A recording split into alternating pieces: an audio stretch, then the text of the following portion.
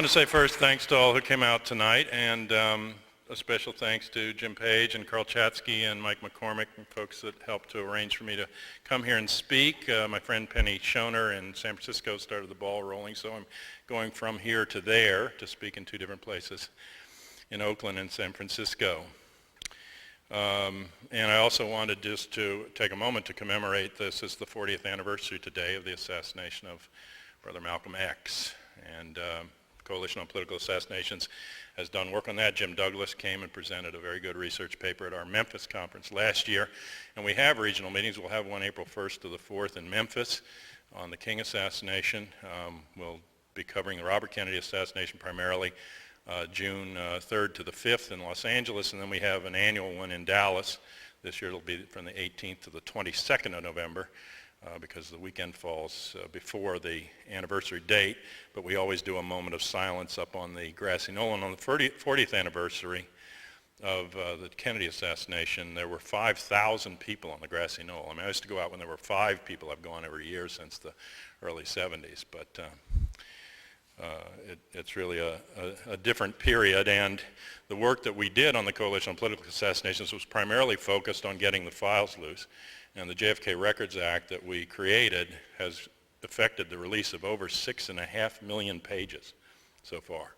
On that case alone, the only larger release in recent history, and actually in most of U.S. history of a document file, are the release under the Nazi Records Act. And they're at 8.5 million now. And Cynthia McKinney, who managed to get back into office recently without a mention in the press, or even a mention by the Black Caucus the next day in Congress, is co-sponsoring a bill that I helped her to write, and she's going to be putting the bill out soon for a Martin Luther King Records Act to get all the files loose on King and his life and times. So, but Malcolm X was moving closer to King and working on the poverty issues at the time that he was killed, and I've always thought it was a precipitating factor. They saw both of them as potentially dangerous leaders of the black community. And as we'll get to a little later tonight in my talk, one of the responses to that by FEMA and Mr. Gifrida was, and a work that he did at the Army War College was to have roundup plans for 21.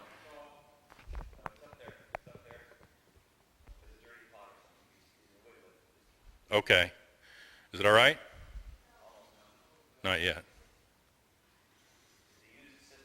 Okay, I don't know where you cut off. I mean, I have a relatively loud voice if you don't want me to just use that. But no, I was talking about, there it comes back, Mr. Gifrida at the Army War College developed a plan before he went in to head up FEMA and made it more official there was a plan to round up 21 million African Americans in this country in time of dissent. And the murder of Malcolm X was never properly solved. One guy they caught at the scene, Thomas Hager, but he always said the other 2 people they tried were not the people. And Babazak Kondo, an African-American activist, did a great book called Unraveling Conspiracies about the murder, and also a videotape, if you can ever get it. It's fairly hard to get, but it's called Brother Minister, that talks about the real murder of Malcolm. But, and the person also who did Malcolm's eulogy and called him our sweet black prince has just recently died. That's Ossie Davis, and a longtime activist on civil rights and social justice. And so I think we need to not forget the time that we live in. Although I'm having these sort of like coming unstuck in time experiences because it's supposed to be February of 2005, but I keep feeling like I'm in September of 1939 for some reason. That Poland's just been invaded, that the World War has been declared, that the Holocaust is looming, and I'm a German. What do you think? Okay. So number one in the song, somebody sent me a little thing about this, just to give you a sense. It's even worse than my song said. The United States is actually, I have to use some reading glasses here, no, light's not good, 49th in world literacy. It's 28th out of 40 countries in mathematical literacy. It's 37th in the overall health performance, according to the World Health Organization. The United States and South Africa are the only 2 developed countries in the world that don't provide health care for all their citizens. Childhood poverty now ranks 22nd, second to last. And it's 41st in the world rank of elimination of infant mortality. Women are 70% more likely to die in childbirth in America than in Europe. And the leading cause of death of pregnant women in this country is murder. Of the 20 most developed countries in the world, we were dead last in the growth rate of total compensation to workforce, and yet we work longer hours per year than any industrialized country and get less vacation time. And 61 of the 140 biggest companies in the global Fortune 500 are European, only 50 are US, and of the world's 50 best companies rated by them, all but one was European. And as of last June, the US imported more food than it exported. So what we're number one in, it says, is weaponry, consumer spending, debt, and delusion.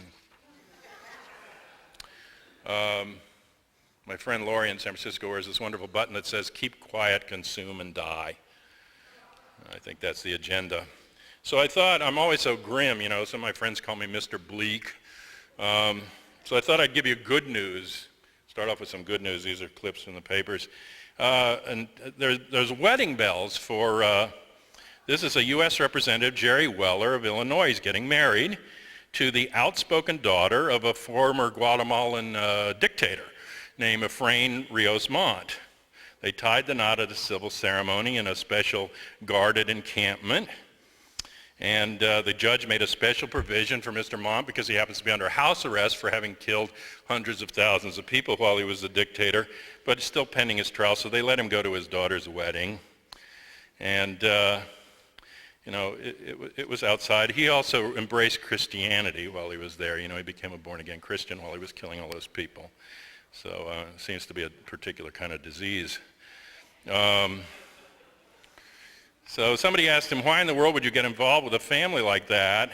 And Weller said, that's simply beyond the bounds of decency to ask that question. Well, I don't know where the bounds of decency lie, but somewhere in there. Also, here's some good news. February the 12th, a captain in a submarine crash is relieved of command. Now imagine that. Here's this guy, he's the captain of a submarine, and he failed to follow critical navigational standard operating procedures before his vessel crashed into an undersea mountain in the South Pacific. Commander Kevin Mooney got a letter of reprimand first. It killed one sailor, 98 were injured. It was a nuclear attack submarine, and it hit the mountain at high speed. I guess we're lucky that's all that happened.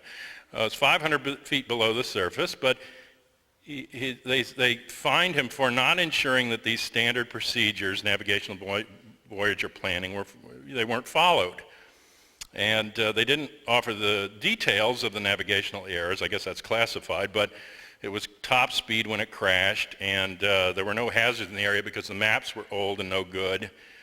But he damaged the submarine's bow, and 23 of the 137 sailors were injured too severely to stand watch, and it limped back to Guam, and he was actually relieved of command. Unlike the people who sat in a building that we paid $13 trillion over the period from World War II to have defend us, but couldn't somehow defend itself on September 11th, 2001. And nobody is being held responsible for sinking that ship. In fact, everybody involved with it seems to have gotten promoted. Here's another piece of good news. Lasers will now warn pilots of a restricted airspace. The United States military is planning a final demonstration Friday night of a ground-based laser system designed to warn pilots who've flown into restricted airspace over the nation's capital. Well, that airspace existed on September 11th. They didn't have the lasers. They had something called F-15s, but they didn't use them. It's an attention getter. It's not blinding. It's so pilots can focus on flying without endangering anyone. But when you scramble planes, it says, or intercept unauthorized planes and scramble the fighter jets, it says that's a very costly operation. So with a visual warning system, they don't need to go to those extremes to get their attention. So it'll be cheaper now to do what they should have done. And here's another one. The FBI has now realized that $170 million they've spent so far to upgrade their computers with new software to build a virtual case file has failed. the Science Application International Corporation. It's already outdated, and they're not going to be able to do it, and they're going to have to scrap it. So this is the Trilogy program, but the FBI is trying to respond to 9/11, and they were going to lay in all this good computer stuff because theirs were out of date, but now at least they're admitting that it doesn't work. And some actual good news, the CIA had been refusing to provide hundreds of thousands of pages of documents sought by a government group, working group under a 98 law that requires full disclosure of classified records about Nazi war criminals. And they're hidden in the Vatican archives, the church's role to help fleeing Nazi war criminals. Some believe that the Vatican and the CIA, for their own reasons, who can imagine what those would be, collaborated in helping Nazi war criminals obtain refuge in safe havens. And so this letter says it's time to open it up. And the Nazi War Crimes Disclosure Act, he was the principal author, this guy writing in. They're profoundly disappointed that the CIA defies this legislation and that they should release the information about the Nazis that they helped. So actually, subsequent to those letters, they made a decision that they are going to release those files. And another interesting bunch of papers just opening up in Austin, Texas, February 4th, thousands of pages of notes of Woodward and Bernstein in their Watergate papers, except for the ones that would name Deep Throat. But not only are these documents possibly going to be available, hand-scribbled notes from the preliminary court hearing for the 5 men arrested June 17th. I called my mother when I saw those 5 names in a little article this big in the Dayton papers in Ohio, because I recognized all 5 of those names because I had read the Warren Commission report. And I knew who Frank Sturgis and Bernard Barker and Eugenio Martinez and these people were part of Bay of Pigs and other operations. So everybody's dying off that was connected with it, but they don't yet want us to know who Deep Throat is. There have been some people naming him. In '99, Bill Gaines, a journalism professor from the University of Illinois and an investigative reporter for the Chicago Tribune, got a class project to solve the mystery together. And 4 years later, after looking at all the pieces of evidence, he and the students concluded and announced that Nixon White House Deputy Counsel Fred Fielding was Deep Throat. But at that point, he was sitting on the 9/11 Commission, so it got a little touchy. And then there's also news that Deep Throat is ill, and that when he actually dies, then they're going to feel free to name him. But I will assure you they will not name the person that was actually Deep Throat any more than you will ever hear the name Kenneth Mellman as the person that leaked the information to Valerie Plame.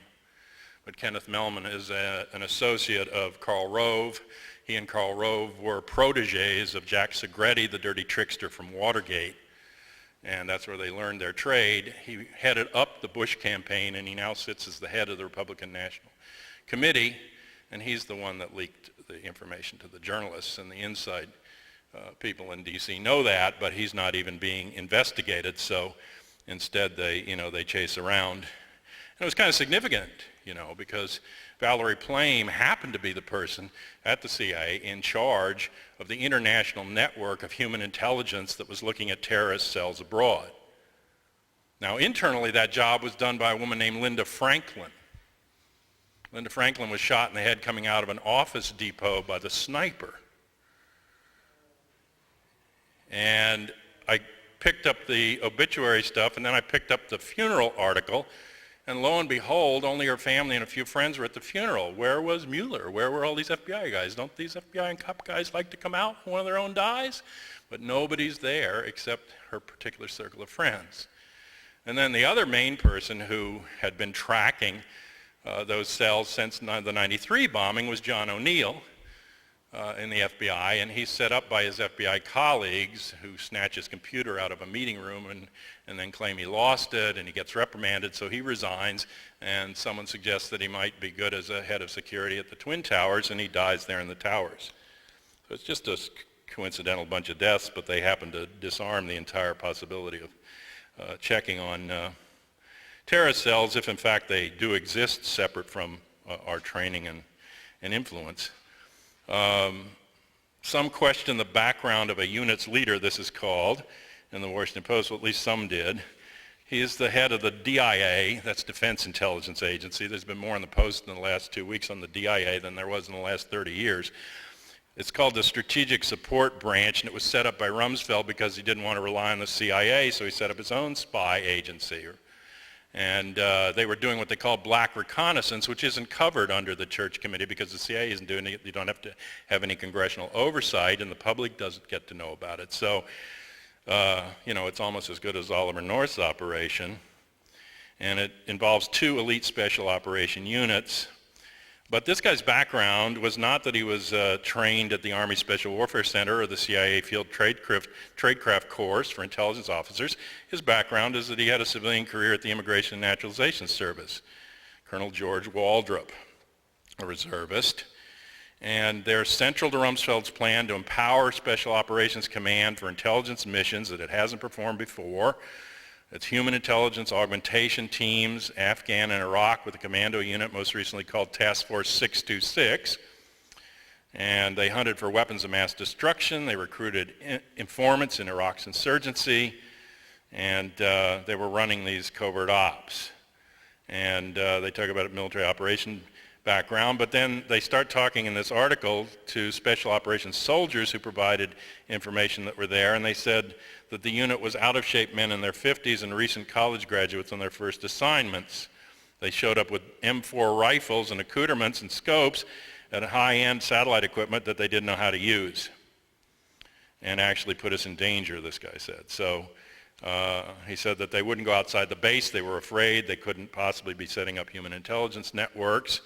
Admiral Lowell Jacoby, the DIA director, declined to describe the qualifications, but he bristled at the idea that they weren't up to the task. And so Waldrop told the investigators looking into it, because the Justice Department and Inspector General's office had a probe, and they quoted in their report sworn statements from the subordinates to Waldrop and the immigrations that he had set up at immigration when he was working there. He had set up fake immigration screeners for the day that they were being visited by the government to check on it. And he told the investigators when they asked him about it that he was just following an order from a superior in Washington to withhold information. That's why he didn't tell them about it. So this guy came under a little bit of fire, and the thing came out, and then it was called a controversial Pentagon espionage unit. Congress wondered about it because they didn't remember authorizing any money for it, but they told them that was because it was under another name. But then, here's the good news, on February the 13th, the unit loses its leader and Waldrop steps down. So now maybe will we get a unit that works, or we'll get a unit that we can oversee? Who knows? And just in case you still got post-election blues, this is from February the 15th. Kerry backs Bush's 81.9 war spending plan and the supplemental, so he's good for the game.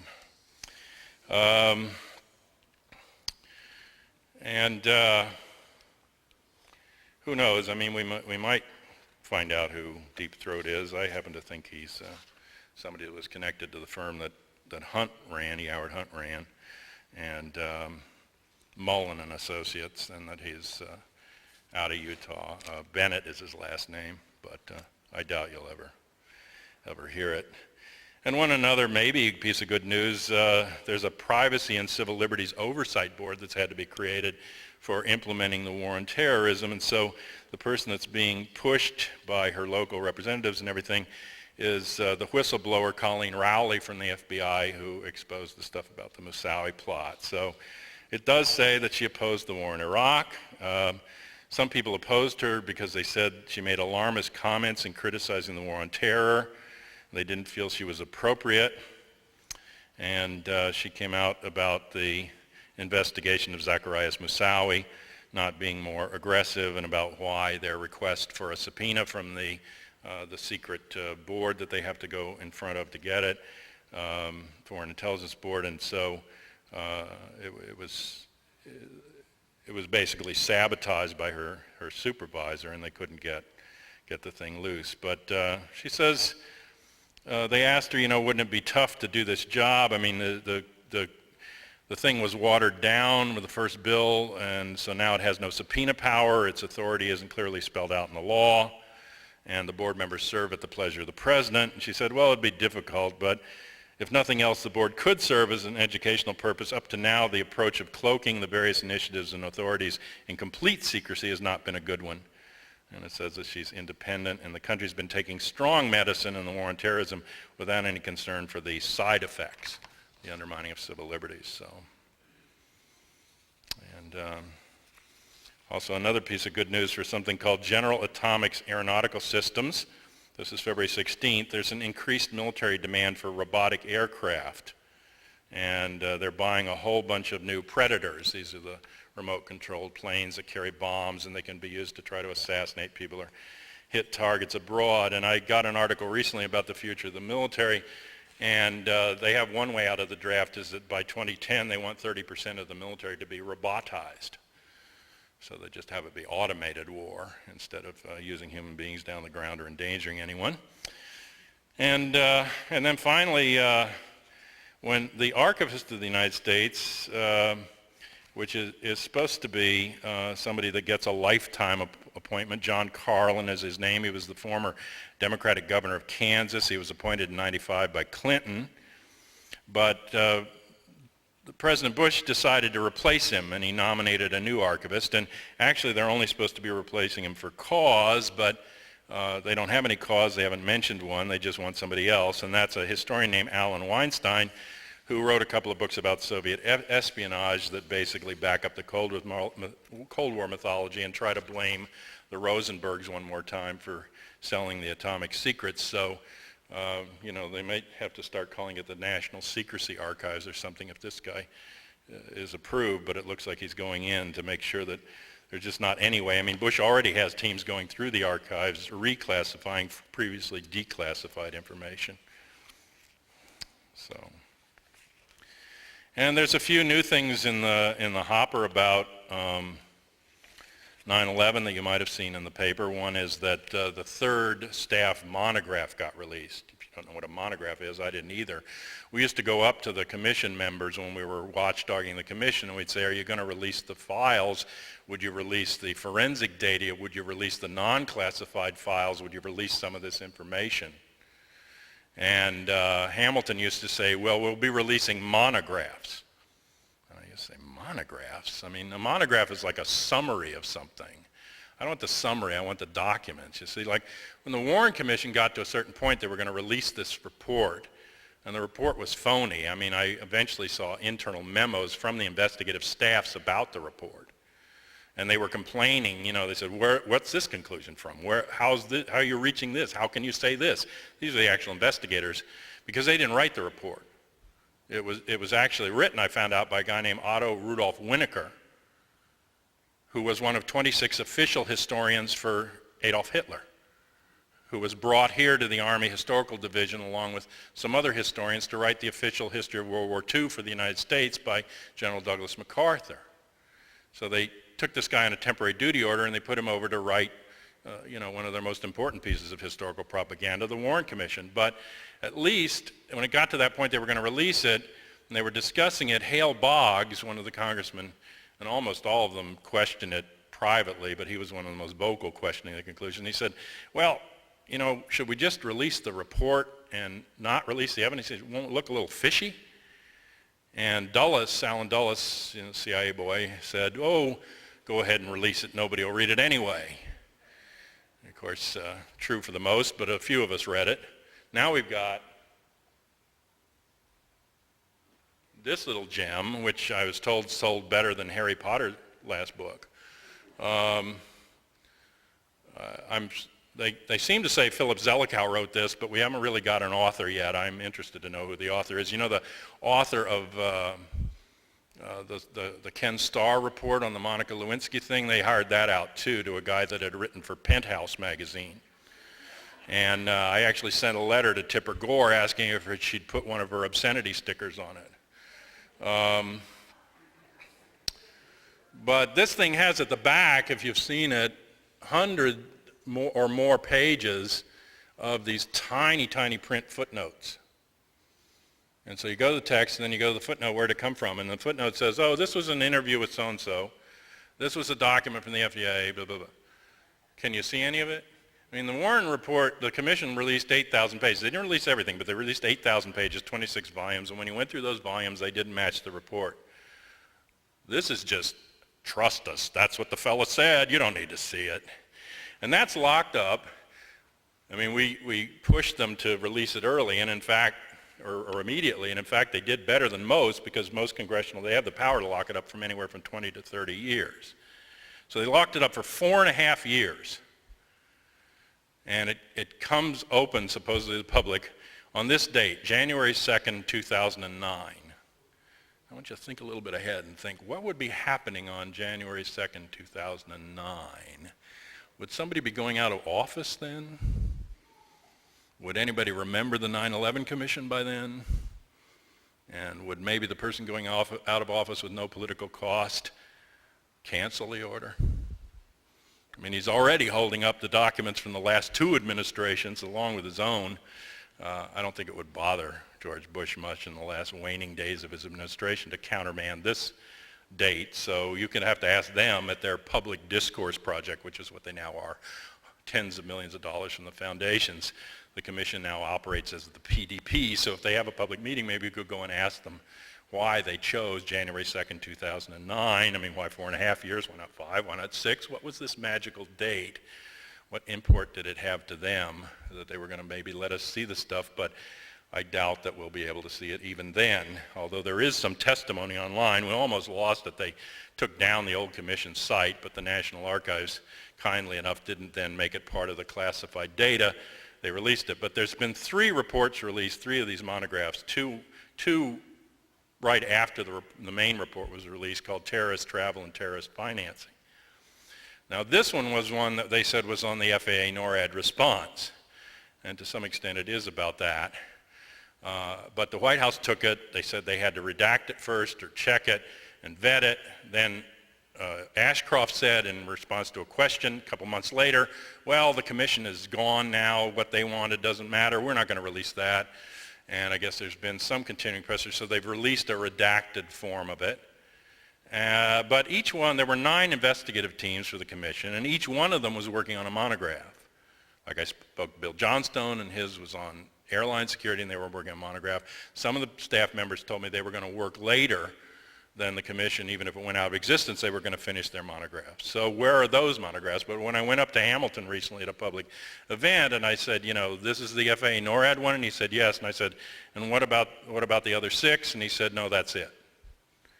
So this is this recent thing, which shows, among other things, that they had multiple warnings out of their intelligence units, and of course the FAA intelligence units were merely relying on whatever they were being given by FBI and CIA and counterterrorism centers and everything else. It isn't like the FAA has a separate branch that runs around the world to find out what's happening, but they were their intelligence and security people. So they said they had 105 reports, and 52 of them mentioned bin Laden and Al-Qaeda, and a couple of them mentioned hijackings, and one of them even said, you know, maybe the terrorist wouldn't use the hijacking, you know, in order to get funds. They would in fact turn it into a suicide mission and use the plane as a weapon.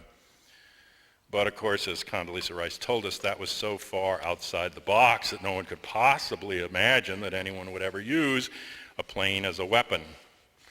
But here they had, and they actually made a CD-ROM that wasn't even classified that they sent out, according to these follow-up reports, to all the different airport securities around the country about hijackings, and they sent it out that in 2001 with these warnings on it. But it just says the FAA was too absorbed with other things like getting people to airports on time, and so they couldn't actually do much about it. But you know, it's not so far outside the box, because by 1995 they had the Bajinka plan from a computer in the Philippines that connected to Ramzi Youssef, who worked with Khalid Sheikh Mohammed, if in fact any of these people exist. But at least that's what they tell us. So, and that talked about using planes inside the United States as weapons against the Twin Towers, the Pentagon, the CIA, and the White House. And that was the plan, Bajinka. In 95, the Philippines, they heard of that plan. In 1999, I went to do a demonstration at the Pentagon. It was called A Day Without the Pentagon. The War Resisters League did it. I wasn't thinking what the Al-Qaeda were thinking, but I was thinking what would one day's worth of Pentagon funding do for the civil sector? Just one day. And so we did a little march over there, and we had to meet with all these security people. And, you know, I found it interesting because when the Senate and House Joint Intelligence Inquiry Report came out from Bob Graham and Porter Goss, who's now the CIA director, Senator Shelby was one of the sort of minority people, so he was at the press conference, and he was at the microphone, and he took my question, and I started quoting Condoleezza Rice. Secretary Rice says this is so outside the box, you know, and she's a national security advisor then, and you know, no one could have imagined. And he starts grinning. And I said, so did your inquiry find that planes could be used as weapons, or that there were instances where planes had been used as weapons, or instances where these terrorist groups had used planes as weapons? And he said, we found numerous instances of those things. And then I said, and did your inquiry find that preparations were made in response to that? This is what he did. Get into that. And he walked away from the podium. And then a few minutes later, after the next question was taken by Bob Graham, he came back to the podium. Before they asked the next question, he pointed at me and he said, and on advice of counsel, my response to your question is no. You think I hit a nerve? In 1999, the head of security of the Pentagon took me for a tour into the offices where even my mother, because my mother did work at the Pentagon, couldn't take me, of the Joint Chiefs, through their lunchroom area and their offices and out onto the parade ground where we'd be doing the demonstration. And he told me we could only come up to the retaining wall at the end of the parking lot. And I said, no, there's a Supreme Court decision in the 70s that we can come up to the steps. He said, not now, we're on Delta Alert. I said, Delta Alert? What's Delta Alert? He said, that's our highest form of security alert, Alpha, Beta, Charlie, Delta. And I said, why are you on Delta Alert? This is 99. He said, we get bomb threats every day from Muslims. I'll interrupt here for a second just to give you a little more perspective on this.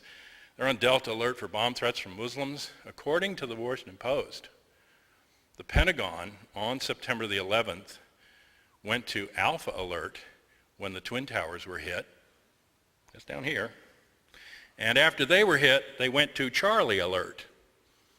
So driving a plane in their building got them up to Charlie, but a bomb threat from a Muslim on the phone had them all the way up to Delta. Okay, you can explain that, I can't. But then he points up to the roof, he turns and points up to the roof of the building, and he says, and we've got camera and radar up there so they don't try to run a plane into the building. It's 99. I don't think he thought the camera and the radar would stop it. I think they might have had a mechanism, but later they said, we don't have a mechanism. And I said, what did we pay you all that money for? You don't have a mechanism? We don't have a mechanism, they said. But when I was about 10 years old, my parents would take me out into the Pentagon for the day, and they'd take me for lunch on a good day out into the courtyard area in the middle. And I sat on a silver box. And my dad said, get the hell off of that. And I said, what is it? And he said, it's a surface-to-air missile port. Now that's the 1960s, friends. You think they dismantled the whole thing at the end of the Cold War, or like maybe they put in a little better system? When the little Piper plane almost went into the White House, I don't know if you remember this incident, but it happened in the 90s, and this plane flew into the White House lawn and crashed. They said in the Post that they were going to put up a surface-to-air missile defense, and they put some bushes around it in the front lawn of the White House, or the White House. So they had that there too. But I certainly think they must have had it at the Pentagon to deal with something that got that close, but they weren't using it that day. So, but again, good news from all this, because this broke, and we now have a little bit more information, Representative Waxman and Maloney are calling for hearings, not only about the FAA response to all this, but also about why the administration delayed the release of these findings till after the election.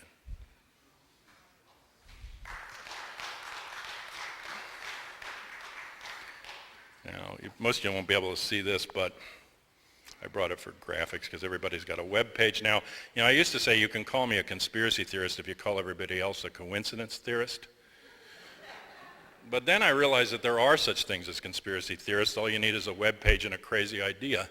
So you can go and see pictures, but this is some picture somebody sent me, and it's a military plane on a track, and it's going at about 550 miles an hour into a wall that's constructed to be as thick as the outer wall of a nuclear power plant. And then it hits the wall, and then I don't know if you can see this last picture, but it's pretty much pulverized. Okay. I'm just showing you that. I don't know. Things happen to planes when they hit hard buildings. What we're working on, we did, for 911 Citizens Watch, we did a watchdog function. We went to all the hearings, we worked with the families, we tried to figure out what their issues were and give them support. We brought forward the families onto C-SPAN, and we had a lot of success with that. We'd often get they'd run the entire commission hearing about 12 times, and every time it ended, there'd be an hour of 911 Citizens Watch. And we brought the African American families and the Hispanic families, not just the Jersey girls and the women who were the wives of the people who were in the Twin Towers, but we brought the Pentagon families that nobody was pretty much talking about and tried to get out a critical perspective. On the day they issued this report, we issued a counter report saying that we knew that it would be flawed and explained why. And we had a mock commission in New York to take testimony.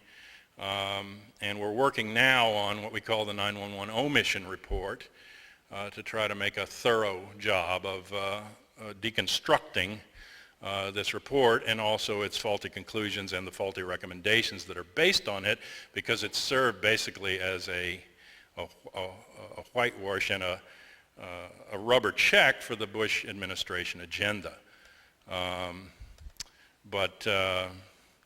I've been working on that, and of course there are independent researchers and investigators. There's lots of books. I mean, there's a few here, but I have over probably close to 200 books now on the historical context of 9/11, which is very important, to put it in its context and to put also who Al-Qaeda or bin Laden are,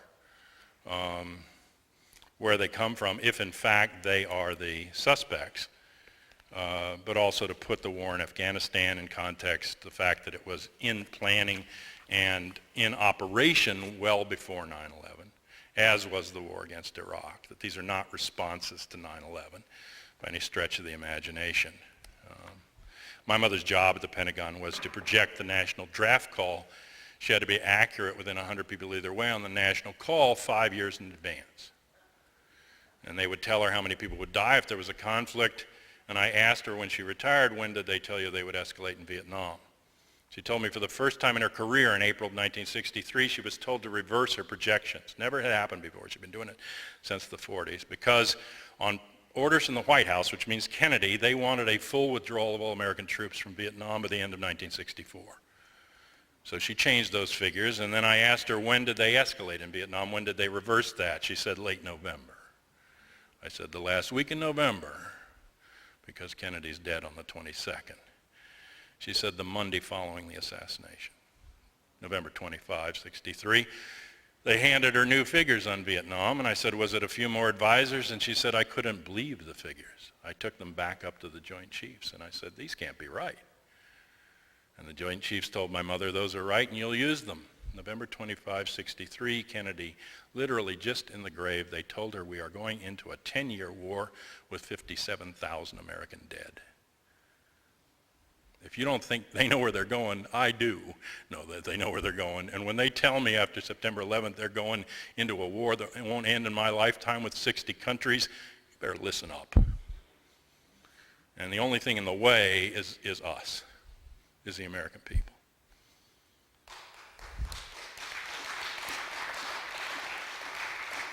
And they know it. That's why they go to these links to curb our dissent and divide us and make us afraid of each other. They know who their real enemy is, because we have the most potential than anywhere else in the world to reverse this, and the most moral responsibility to reverse it.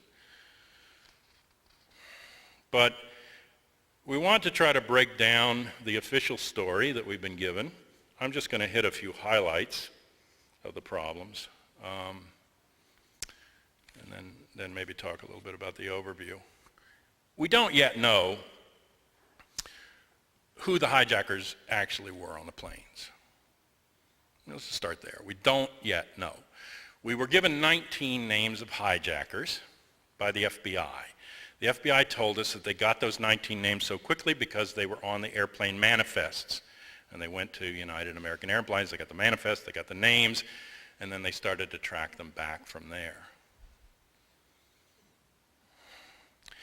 Subsequently, 7 people came forward, some in Saudi Arabia, some in Egypt, and they said, gee, that's me, that's my picture, that's my ID, that's my name. I wasn't on the plane, I was never in the United States, that's me. Now, is it that unusual that a criminal operation would use a false ID? Not necessarily. But when you have an investigative report that merely takes that name at face value and follows it back through history, you've got a problem. Because you don't know at which point that's the person operating under their own identity or it's the person involved in the plot operating under their identity.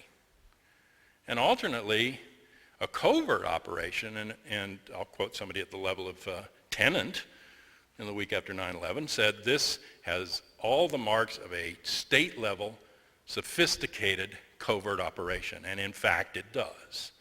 It's not 19 guys with a ATM who snort coke and drink and go to titty bars and drive expensive cars and wear flashy shirts, suddenly form a suicide pact and go into airplanes. I mean, these aren't even devout Muslims,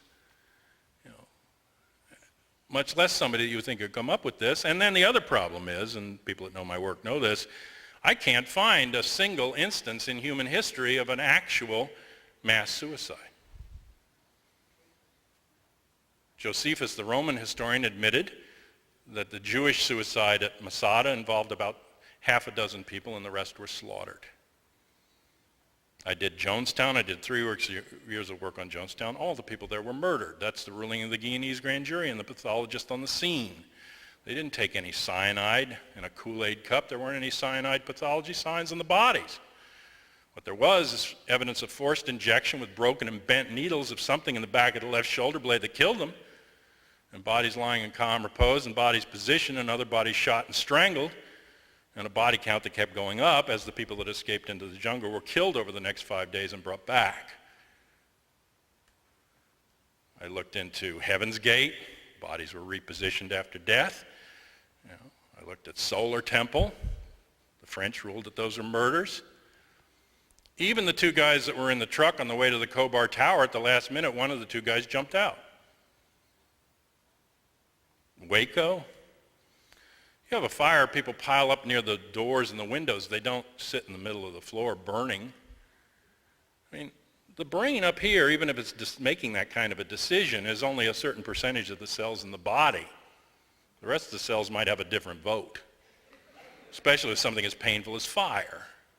Okay, so I can't find, and I don't believe in mass suicide pacts. I especially don't believe in mass suicide pacts planned out over months. People change their minds. You can get one person to do it, yes. You can get a kamikaze pilot, but even they did it as a tactic. They didn't just do it willy-nilly. They did it when they couldn't do anything else, then they kamikazed, for the glory of the emperor. But it's one person. It's not even usually somebody with a co-pilot, And so that part doesn't make any sense to me. Now, maybe one person decided to do it and the rest didn't know. That's a possible option. But these guys that were being told did it. I mean, in a covert operation, what you do is that you plant a false trail with the suspect. You give it false sponsorship or false flag, as they call it, in the operation, so that you're blaming the operation on somebody besides the perpetrator. Fletcher Prouty told me that they spend more time in a covert operation planning the cover story than they do planning the event, and that makes sense. All right. So if what we have, and I believe we do have a very sophisticated covert operation, one of the standard things would be that they're going to derail you in terms of who you ought to be looking for as the suspects. Then we went back on the suspects that were named, that were still alive, that were real people, and we found that at least 5 of the 7 worked for the same company in Saudi Arabia. So that's an interesting piece that needs some more investigation.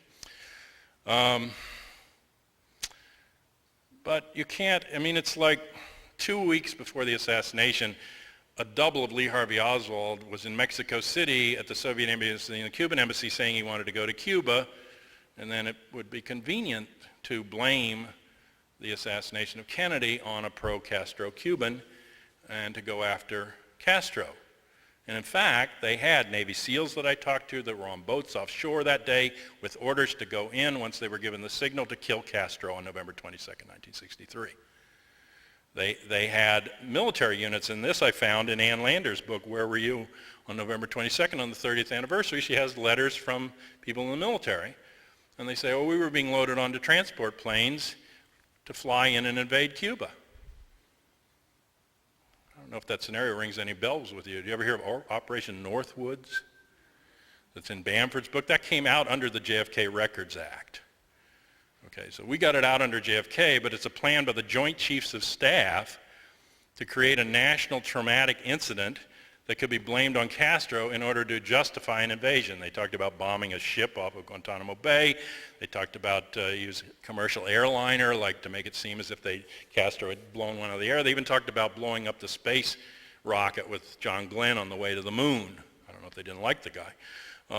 But they had all these different scenarios, but Kennedy blocked it. Kennedy didn't like it, and he wouldn't approve it. But I think you could make an argument, given the facts, that the assassination of Kennedy then became the culmination of Operation Northwoods.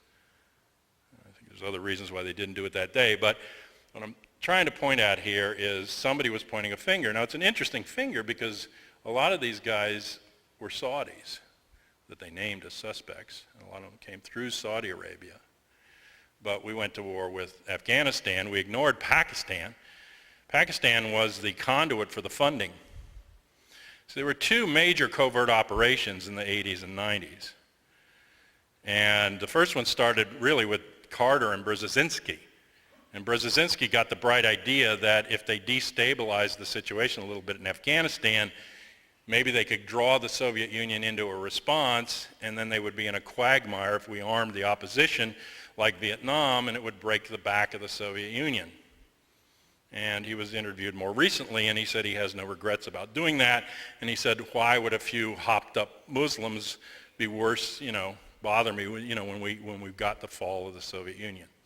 How would you put one up against the other? So he came up with that idea. He went over there. They started initial funding under discretionary funds. Then they got a little more serious about it. And then the Reagan and Bush years came in, and a guy named William Casey took over the CIA. And he started these off-the-shelf covert operations, not telling Congress and hiding them. And the funding of the Afghanistan response, what they call the Mujahideen, and this counter-Soviet effort, some of it fairly reactionary in my view. I mean, because Bush likes to go in and say he's freed the Afghan women, but the Afghan women had a fairly open relation in the society prior to the time that the U.S. financed the coup against the socialist regime there. So it's sort of like we're freeing them from the trouble we caused them. It's sort of like they love to say, well, isn't the world better off without Saddam Hussein? I'm sorry? Yeah, well, did that. Isn't the world better off without Saddam Hussein? I said, yes, and it would have been even better off if you hadn't handed him the names of 400 progressive people to kill in Iraq so that the Ba'ath Party could come into power, and you hadn't armed him and financed him and kept him in power in order to fight with Iran, and you hadn't given him chemical and biological weapons and a green light to go into Kuwait when Kuwait was stealing his oil. I mean, the world could be a lot better, but when you put in 85 dictators and you take out one, I'm not cheering yet, okay? So, they saw this opportunity, and Casey jumped on it, and it had two primary funding sources for the rise of the Afghan resistance. One was American CIA through Pakistani intelligence, and also laundering money that came from Afghanistan being about 85% of the world opium production at that point. And so drug money has often financed covert operations. It's a long-standing thing, goes all the way back into the 1940s. It's a good source. I mean, it's worth more than gold, or guns and drugs are pretty much the real currency of the world. And Oliver North called it a clever idea when he got into it a little later. So the drug profits, can do it. And it's also one of the reasons I think they won't let us see the CIA budget, because the actual budget won't pay for the operations. And then they'd have to explain how it is they're financing what they do. But they were using that, and Pakistan's ISI, military intelligence, was the conduit of the funds into people like bin Laden and his mentor at that time, Mr. Hekmatyar, who was one of the major drug dealers in the area. And they got that money and they were meeting. And bin Laden comes out of a very rich Saudi construction family that did contracts for the DOD and the CIA. They built those caves that he was supposedly later hiding in or operating out of as part of the Afghan resistance. That was bin Laden construction, and they have international ties, financial ties with the Bush family and the Carlin group and James Bath. I mean, there's a whole interconnection of these people. So it's sort of like the night of the shooting of Ronald Reagan in March of '81, when the Washington Post said, "Isn't it ironic that Neil Bush was scheduled to have dinner with Scott Hinckley, and they canceled their dinner plans tonight?" It was ironic. I said, well, if I told you that Robert Oswald, Lee's older brother, was going to have dinner with one of LBJ's daughters on November 22nd, 1963, would you think that's ironic? If so, I'm an irony theorist. But, the Bush-bin Laden connection is kind of a little too close to ignore to me. I mean, and also then you have this CIA funding of bin Laden and these terrorist cells that now, of course, somehow threaten us more than a whole continent used to that was nuclear armed, and we have to have a bigger military and a bigger CIA and a bigger DIA in order to deal with them. Far be it for me to say it's perhaps a boogeyman. I remember when Oliver North put a security fence around his house because he was afraid of another terrorist back in that era, Abu Nidal. And I said maybe we should change his name to Abu Giman. And then it, of course, came out that the company that North was operating through was arming Abu Nidal, but, it's just a coincidence. I mean, it's just the way the world works, friends fall apart, I guess. And, they shake hands one day with Saddam Hussein, and then they whap him on the head the next. But it doesn't give me a lot of warm feeling to know, when these things happen, that they really aren't being done in my interest or your interest. So we get this situation with sort of a false lead, and we don't yet know who the suspects are, but we're told who we can blame. Then Colin Powell said he was going to give us a white paper. Do you remember this? And put the evidence out. And then he said a week later he misspoke, and he wasn't going to give us anything. And then they took it to the Brits, and the Brits said, well, it's not enough to go to court, but it's enough to go to war. And so in they went to the war that they had already planned against the Taliban, not because of bin Laden's attack, if in fact he's the author of it, but because the Taliban balked at the low price they were offered by Unocal to take a pipeline down from the Caspian Sea to the water, and they got in the way, and the head of Foreign Relations, Unocal, went to Congress and said, these people are standing in the way, that's our oil under their sand, so what are they doing? I mean, they're getting in the way, and we have to get rid of them. And then Colin Powell went in July to all the surrounding countries and said, we're going to invade Afghanistan in mid-October, and we're going to take out the Taliban. Well, since he told Pakistan and some other places, maybe the Taliban got word of it. But I incensed a right-winger who was supporting preemptive strike ideas from the Bush administration by saying that maybe 9/11 was their preemptive strike. I mean, after all, they had more evidence that we'd attacked them after those cruise missiles than that Afghanistan had ever attacked us. But he said that was crazy, and I said, no, it's just your logic. Okay, turned around on you and you don't like it. But the reality is all that was in place. All the planning about what they were going to do in Iraq was in place. And they were also sort of waiting. I did a talk in Los Angeles in 1996 called Are You Scared Yet? And the subtitle was Phony Terrorism, Counterterrorism, and the Strategy of Tension. Strategy of tension is a term in Europe that's used because the intelligence agencies would go and provoke a terrorist attack. They would often use the right wing first, have the right wing blow up a train, for instance, killing a lot of people. Then they would leave clues that it was the left wing. Then they would crack down on the left wing. And then they were done repressing the left wing. They'd say, oh, these weren't the right clues, this was the right wing. And then they'd go and crack down on the right wing as well. And it's classic agent provocateur, but they were building it up as a whole state system strategy of tension that you create terrorist incidents. And so I started looking at both the assassination attempts and other so-called terrorist incidents here in the United States. And what I was saying in the talk is it looks to me, from all the internal RAND Corporation studies that were going on for the Pentagon, all they were talking about was the Soviet Union is going to go away as a threat. We need a new threat. Counterterrorism is going to be it. We're going to build up this whole counterterrorism thing. And really, I mean, by the mid to late 90s, they were already in place. They already had FBI counterterrorism units. They had joint task forces with all the agencies on them. They had people focused on domestic terrorism. They were making up new rules and new laws. I mean, the Clinton signed in this draconian legislation after the attack on the Murtaugh building, you know, and this was their whole theme. And they also said it'll go from conventional weapons and explosives to chemical to biological, and then it'll go to nuclear. And as it went up those, what would our response be? And all the charts are, we'll start to implement complete martial law in the United States, and we'll go to continuity of government. Well, continuity of government was announced on September 11th in D.C. It was announced, and I haven't heard it subsequently unannounced. And a month later, there was a headline in the Washington Post. I started to think, gee, maybe I could get a job writing for them.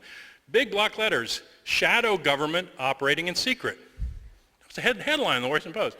And it said that Cheney was down in a bunker in an undisclosed location. That means Bluemont, Virginia. And a little Pentagon that they had to refurbish and everything, and they have one up in Pennsylvania too. And now I think they're building one in his backyard because there've been all these explosions and the neighbors are complaining and the Navy won't say it is. He doesn't want to travel down there, just go in the backyard. And they had a picture of Condoleezza Rice and Bush and the rest of them out at Camp David with this huge screen with Cheney's face on it, talking to them from the undisclosed location, you know, like Big Brother. I said, you know, in D.C. the joke is if Cheney dies of a heart attack, Bush could become president. And so, you know, they set this thing up, and continuity of government means that you don't have the democratic government anymore. You have a bunch of pre-selected people that are going to make the decisions. And so Reagan Airport, D.C. National Airport, but they named it after the idiot. So most of us there call it D.C. National. That they couldn't open afterwards, and it was going to be indefinite, and they complained. And the Transportation Authority said, that's not up to us. You have to go to the National Security Council and FEMA and the DOD. That's who's making the decisions now. So this was a couple months after. And that day, I believe they almost went to martial law in D.C. They closed down not only planes, but trains and metro, and then highways going out of town, and the park police were on TV with their Uzis out. I mean, they came within a hair's breadth. And I didn't know how much more there was to the scenario. And when they told the government employees to go home, I know they don't care about the rest of the people that live in D.C. because only 8% of us voted for Bush. Okay. I mean, I wanted to get a shirt that said, don't blame me, I live in D.C. It was only 15% in Manhattan, so if we're the ones that got attacked, if we're not that upset about it, nobody else should be. I got in my car and went out into the Maryland suburbs and went up to a place I work in Maryland to see what would be the rest of the scenario that day. But they were planning this. I'm sure many of you have read about Project for New American Century, and the neocons, some of them in the White House now, had this idea. They wanted a Pax Americana. It was on the front page of the Post the day before the attack on September the 10th, an argument between Shelton, whose head rolled, and the Pentagon people with the White House neocons, because the neocons wanted Pax Americana. They said, we're an empire, we better get good at it, admit it, we're an empire and do it. And the Pentagon said, wait a minute, fellas, we got enough to do. Can't do it, stretch us too thin, you know. And that was going on, but then Meyers came in, you know, after, and Shelton left. But there's still a fight going on as to who's going to control the game, and a fight between DIA and CIA about who's going to call the shots and the intelligence stuff. And whenever they fight, there's a chance to kind of see beyond them. But they wanted really to create, if they could, this mood to have an even bigger military, but it was when everybody else was talking about a peace dividend, and so they said, well, the only way we can probably do it is with a new Pearl Harbor. And, you know, one of the things about Pearl Harbor that I think is the real connection to 9/11 is that Pearl Harbor itself was a lie. That they knew Pearl Harbor was coming and they stood aside and let it come. And they blamed some generals. At least in those days, they had a line of duty inquiry. They had a court-martial. They had some congressional hearings. Who allowed this to happen? And they burned these generals. But then over the years, and their sons now are taking this to court, it came out that the generals were left out of the loop, but that the system knew that the attack was coming. And I actually met the woman who, and I was telling somebody here about this earlier, I met the woman who cracked the code. It was called the East Wind Code, and it was the code 2 weeks before where Japan sent this coded message saying where they were going to attack and what they were going to do. And she was a cryptographer in the Navy, and she cracked the East Wind Code. But I found out about it at a picnic that I went to with a bunch of women who called themselves Truth in Psychiatry.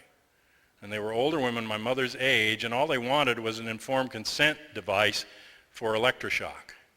They wanted the patient to be able to know what the side effects or damaging effects of electroshock were, like long-term memory loss for one. And it took her 10 years to remember where she had been, because after she broke the code, the Navy took her out and electroshocked her.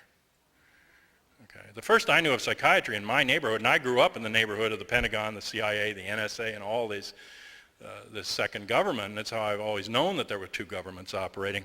The first I knew of psychiatry when I was about 10 or 11, I asked my mother, what's wrong with Mrs. So-and-so and this woman over here, and they don't cry, they don't laugh, they seem flat all the time. I didn't have the term to say a flat affect or something. I just said, what's the matter? And she said, oh, they've been lobotomized. And I didn't even know what lobotomy was then, where you cut the ganglia and you separate emotion from thought, but these are the wives of the top generals, the top spies in the United States, are like Stepford wives. Okay, they lobotomized them and it was common in the 50s. Women got most of that stuff because if you acted out of your role, the best thing to do.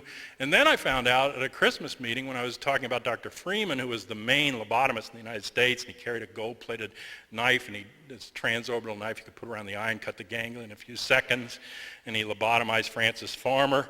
And I was talking about him to my cousin, and my cousin's mother that was there, my Aunt Jay, who had been a nurse all her life, and she said, oh, I was a scrub nurse for Dr. Freeman. I said, you were? And I said, why were they lobotomizing all those women? And she said, well, then we could send them home. And Freeman said, a man doesn't do well after a lobotomy, but a woman makes a good housewife. So we had some good housewives in my neighborhood, but we also had this woman that broke the code and the lie of Pearl Harbor. And so it's not beyond my imagining, especially similar lies were done where they staged the Tonkin Gulf incident, that they would stage an incident like this. Now when I say they, I don't mean it's probably the whole government. I mean, if you don't think Bush looks like a deer stuck in headlights reading to those kids, I mean, he was out of the loop, friends. And you say, what did Bush know and when did he know it? Well, I mean, first you'd have to remind him. But secondly, I mean, by 9:05, the whole country seemed to know that we were under attack. The second plane hits, you haven't got coincidence anymore. You haven't got accident anymore. You got attack. But he's not the only one kept out of the loop. According to their stories, the acting Secretary of Defense, Richard Meyers, is in a private meeting with Senator Max Cleland. Does anybody knock on the door and say, excuse me, sir, the country's under attack? Rumsfeld is doing papers and talking on the phone till the Pentagon is hit, and even then doesn't go to the command center.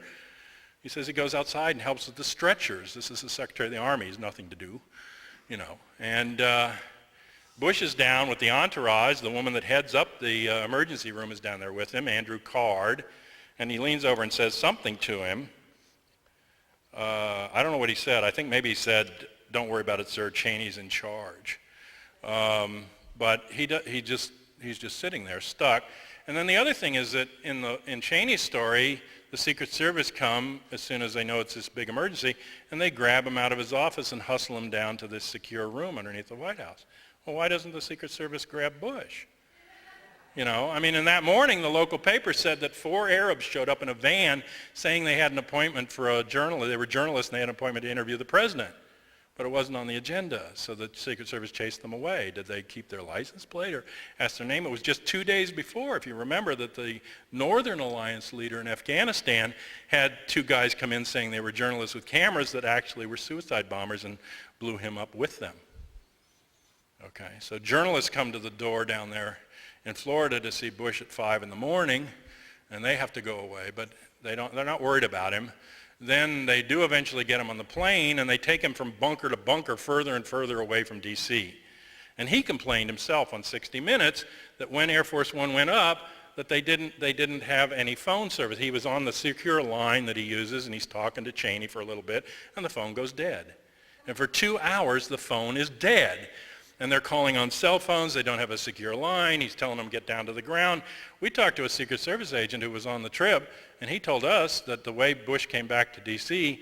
was that they forced him to sign a waiver saying they weren't responsible for his safety. And then he was allowed to come back.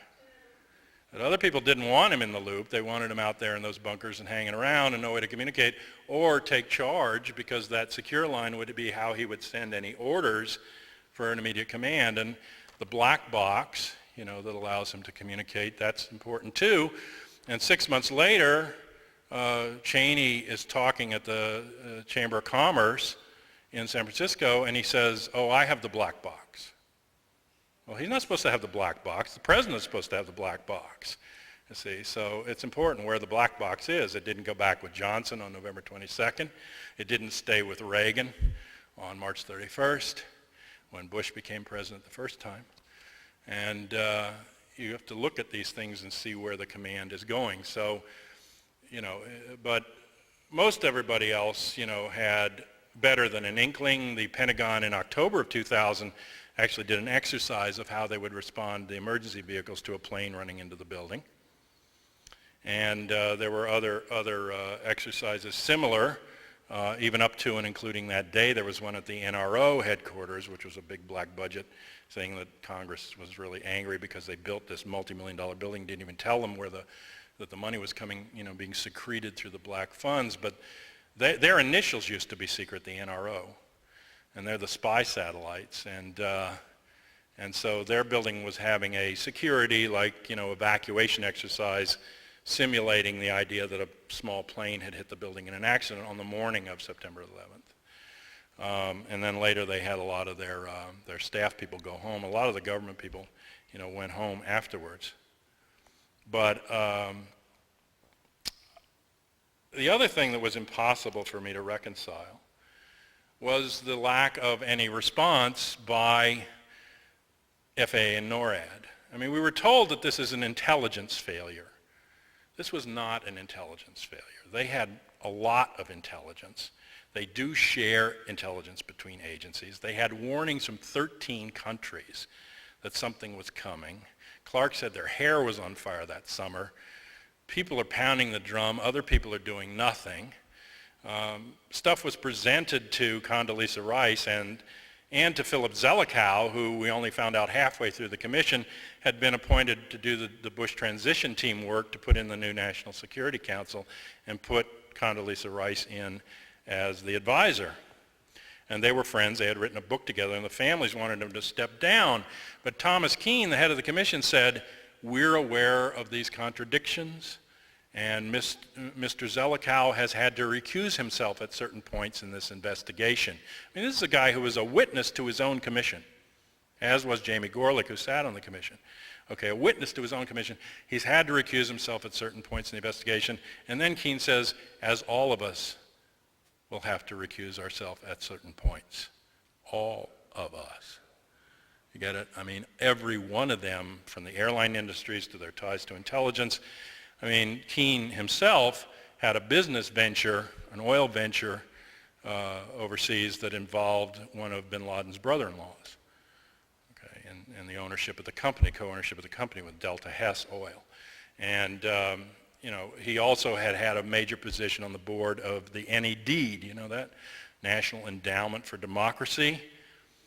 That used to be a role played by the AID, Agency for International Development, used to be the CIA front to carry on covert operations and overthrows in other countries. Then they replaced it in the 80s with the NED. So under the garment that they were bringing democracy, they would destabilize the situation and put in the neoliberal version of democracy. And I mean, I don't know that it's necessarily worse than what we have here, where the machines seem to elect the people. At least things have changed. In my time, the dead elected the living, but when Carnahan died, then it was the opposite there in Missouri. But unfortunately, we got Ashcroft into the Justice Department instead. But we have some stage shows here, but that's the cover that they're going to bring democracy around the world and have these things they call elections, and then that takes care of what people need, as long as they can also grab all the financial control and the resources. And hold just one sec. Okay.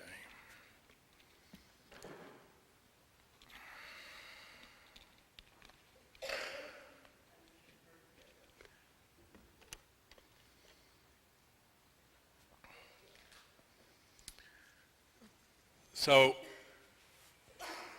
we have, these conflicts. You have Zelikow in this position, and Condi Rice, when she's not under oath, says that she couldn't, it was so outside the box no one could have imagined it. But when they did get her under oath, and we did an ad campaign in the DC Metro system and the federal page, we got a large donor to pay for ads saying that Condi had to testify under oath in public, and Clinton and Gore, Bush and Cheney.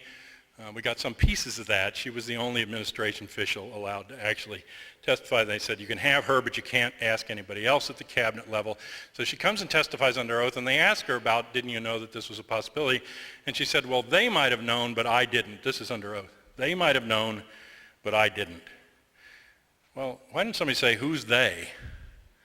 And if you didn't, what was it that qualified you to be the National Security Advisor? But these are simple questions that they should ask in a State Department hearing. But, just basic stuff. They knew, but I didn't. But a lot of them knew, and they had a good idea of what was coming.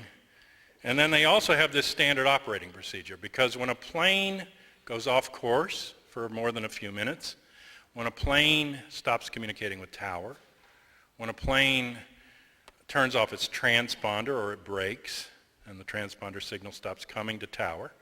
When a plane hears from tower but ignores its orders for more than a few minutes, 3 to 5 minutes, there's a procedure, because what you have is called an air emergency. And it doesn't matter if it's a small plane with a few people in it, but it's even more of an air emergency when you have hundreds of people in a commercial plane. And what happens is that the air traffic controller first tries for another 3 to 5 minutes to correct the situation. Is there an error, is a mistake, is the transponder broken, what's going on? But if they're not able to do that in a very short period of time, then they alert their supervisor. Their supervisor will either take the other duties away from them or hand that flight off to somebody else. When a transponder goes off, it's very easy also, because it's a non-identified blip on the screen, so it stands out, to tag it with an identifying tag. It's not going to give you as much information as the transponder ID tag does, because that shows you speed and altitude. But they did that, for instance, with Flight 175. When its transponder went off, they put another tag on it. So you don't lose the plane entirely. And then when he goes to the supervisor, there's also a military liaison at the FAA Control Center.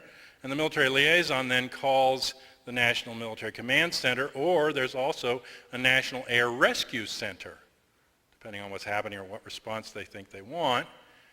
And both of those, one's in Langley, the other's right at the Pentagon in the War Room. And then they, in turn, can call NORAD Command, and NORAD has certain bases where planes are on scramble ready alert. And if they get the signal, they can go up into the air within 6 minutes after being called. And they go up fast, not full burner till they get to the thin air where they can go faster, and then they can go to 1,800 miles an hour. Now, they don't jump up and run through commercial traffic because they're going too fast, and what they do is that they go up and they fly to a pre-designated point, which is a staging point, and from there, the traffic controllers are going to move the traffic out of the way of the plane that's in trouble, so then they can shoot down that alley, that open area at 1,500 miles an hour, intercept the plane, and they do a number of things when they intercept. And they try to get radio contact with the plane close. They can fly near the plane and wag their wings and wait for a wing wag response. They have other things they can do to guide the plane, like turn left in front of it and say, follow us. If it won't follow, there's usually two of them. They go in teams. They can sandwich it and to some extent force it down. And they're also looking in the cockpit and to see, what's going on. Why is the plane having trouble? So they did that in this one case they described in detail. Payne Stewart, a golfer, and the cabin pressure went and the people were unconscious, and they went up and then they flew along next to the plane until it eventually crashed. From January to September 2001, in air emergencies, 67 times that procedure happened, and it happened in a timely way, and things went up and they intercepted. Now if you've got a hijacking, it's a little different. What your protocol is usually, it's a hijacking. You want to keep people safe, so they usually tag it and tail it. They tail behind, but they're there to see what it's doing, and they get it up. But you usually don't know it's a hijacking right away. What you get first is that it's an air emergency. And they had time on September 11th from 8:14 when the first plane went off, and it doesn't hit till 8:45. The next one goes off course about 8:30, and it doesn't hit till 9:05. In each of these four planes, they had ample time, given that standard scenario, to be alerted and to get the NORAD planes up. And General Eberhardt, head of NORAD, under testimony, confirmed that they could have proper notification, gotten the planes up, and at least intercepted these people. That doesn't mean they'd go up with a shoot-down order. That's a whole other stage. But it is also the case that even though they had reduced the number of scramble-ready bases and planes to, I think it's something like 14 nationwide, and they had, maybe 6 or 7 on the East Coast, there's also a Canadian base that traditionally scrambled and followed Russian planes down to New York. And that was still in place that day. And at the NORAD headquarters, where they were having some war exercises for a few days, they had a Canadian commander who would have known about that base and those planes been accessible to it. But in addition to those, any plane can be tasked by NORAD if there are planes in the air, like for instance Andrews Air Force Base had some jets over South Carolina that were on some maneuvers. They could be called and flown back very fast into the DC area, the scenario, if they wanted them. And I found a regulation also that any particular base commander in an air emergency can order his own planes from his base to go up and intercept and try to deal with it. So they weren't out of options. Now when they got there to testify not under oath at the first hearing, which caused a big flap because they didn't do too well, NORAD got up and first they thanked the commission for helping them prepare their testimony. I like that. I liked it even better when they were under oath at the last hearing. They thanked the commission for straightening out their timeline. I mean, that's like the lawyer for the other side. You thank them at the end. Thanks for straightening me out on what happened. But they thanked them for helping prepare the testimony. And then they said, well, it was fog of war. I don't remember that we were at war that day. It was fog of war, and they just got so confused. And then a year later, CNN went into the war room with General Winfield Montague, who's the head of the National Military Command Center, which would have been the relay point to NORAD. It's the first time they let the press into the war room ever in the Pentagon. It's a biggie. We're going to bring in the inner sanctum and tell you the real story here. Well, General Winfield Montague was not really the right guy to ask because he had made arrangements the night before not to be in the command center, had something else to do between 8:30 and 10:30 on the morning of September 11th. I don't know, he's taking his daughter to the dentist or something else, but he was gone. And a young Navy guy, Leedig, was popped into his place, who was his first day on that job. But they get Winnie in there, and they're asking him, well, what happened that day? And he said, well, we didn't respond right away because the FAA was tracking 4 seemingly unrelated hijackings. Oh, I said, can anyone deconstruct that sentence? 4 seemingly unrelated hijackings. Do you have to have 6 unrelated before you go up? Do they have to be related? I mean, you got 1 hijacking, can't you deal with that? And a second one comes along, deal with them independently? I mean, maybe they weren't related, but we hadn't had any hijackings in 10 years, and you got 4 planes out of 2 airports on the same day within a few hours of each other. Might be related, but you know. It kind of reminded me when the acoustics people did Dealey Plaza and they found out that one of the shots came from in front of Kennedy, and the Washington Post said that doesn't mean it was a conspiracy. There could have been another lone assassin who came there to shoot him that day. And then they said, and there's no proof that they knew each other. And I said, who knew each other? But, you know, it was just a good day to shoot the president. Out they came, hunting season. Coming to Dallas, boys. Maybe it was, I don't know. But, you know, whether they were unrelated or not, to sit there until the FAA figures out what's going on is not procedure. And then they asked at that first meeting, they had Jane Garvey from the FAA, and they said a timeline. She said, timeline? She hadn't even thought about bringing a timeline. She rushed back, so I'll get it for you, and she sent a one-page document, and here's the timeline, one time. At 9:24, we determined that Flight 77 was a hijacking, and we informed the military. We told NORAD at 9:24 that it was a hijacking. Well, long before it was a hijacking in their view from the ground, it was an air emergency. And long before 9:24, the other planes had given many indications to the controllers that they were not only out of control, but that they were under someone else's control, that there were hijackers aboard. They said, we have other planes. The people on the planes were calling in with stories about them and identifying hijackers. People were calling their families. So word was out, but even if it's not a hijacking, it's an air emergency and you respond to it. And inexplicably that day, something that had worked all that time up to then and has worked since falls apart. And that's why I say this is not intelligence failure, this is failure of standard operating procedure. It's failure of standard operating procedure when the woman at Langley lives across the street from four of these guys prior to 9/11 calls 4 times to the CIA to complain about how they're behaving and shooting guns off at night and keeping her up, and the CIA calls her back the 4th time and says, don't worry about it. It's not standard operating procedure when these guys make a spectacle of themselves everywhere they go and people complain. It's not standard operating procedure when somebody gets the idea maybe we ought to check the flight schools and their supervisors say, no, don't do it. Or Colleen Rowley sends the memo up to get a search warrant for Moussawi's apartment, and it has to go under these this special court that they've set up, the FISA court, Foreign Intelligence Surveillance Act, and they have a special court, and they know how to do it. You have 2 elements. You have to show that there's a criminal activity, and you have to show that there's a foreign country involved, some foreign involvement. So they give both of those, and they send that up the chain, and then the supervisor breaks them in half and sends only one of the things up, and so FISA, unlike all the rest of the times when they normally rubber stamp any of these things, turns it down. And so it obstructs the investigation. But if you don't think they know what was coming, I'll read you a little bit. This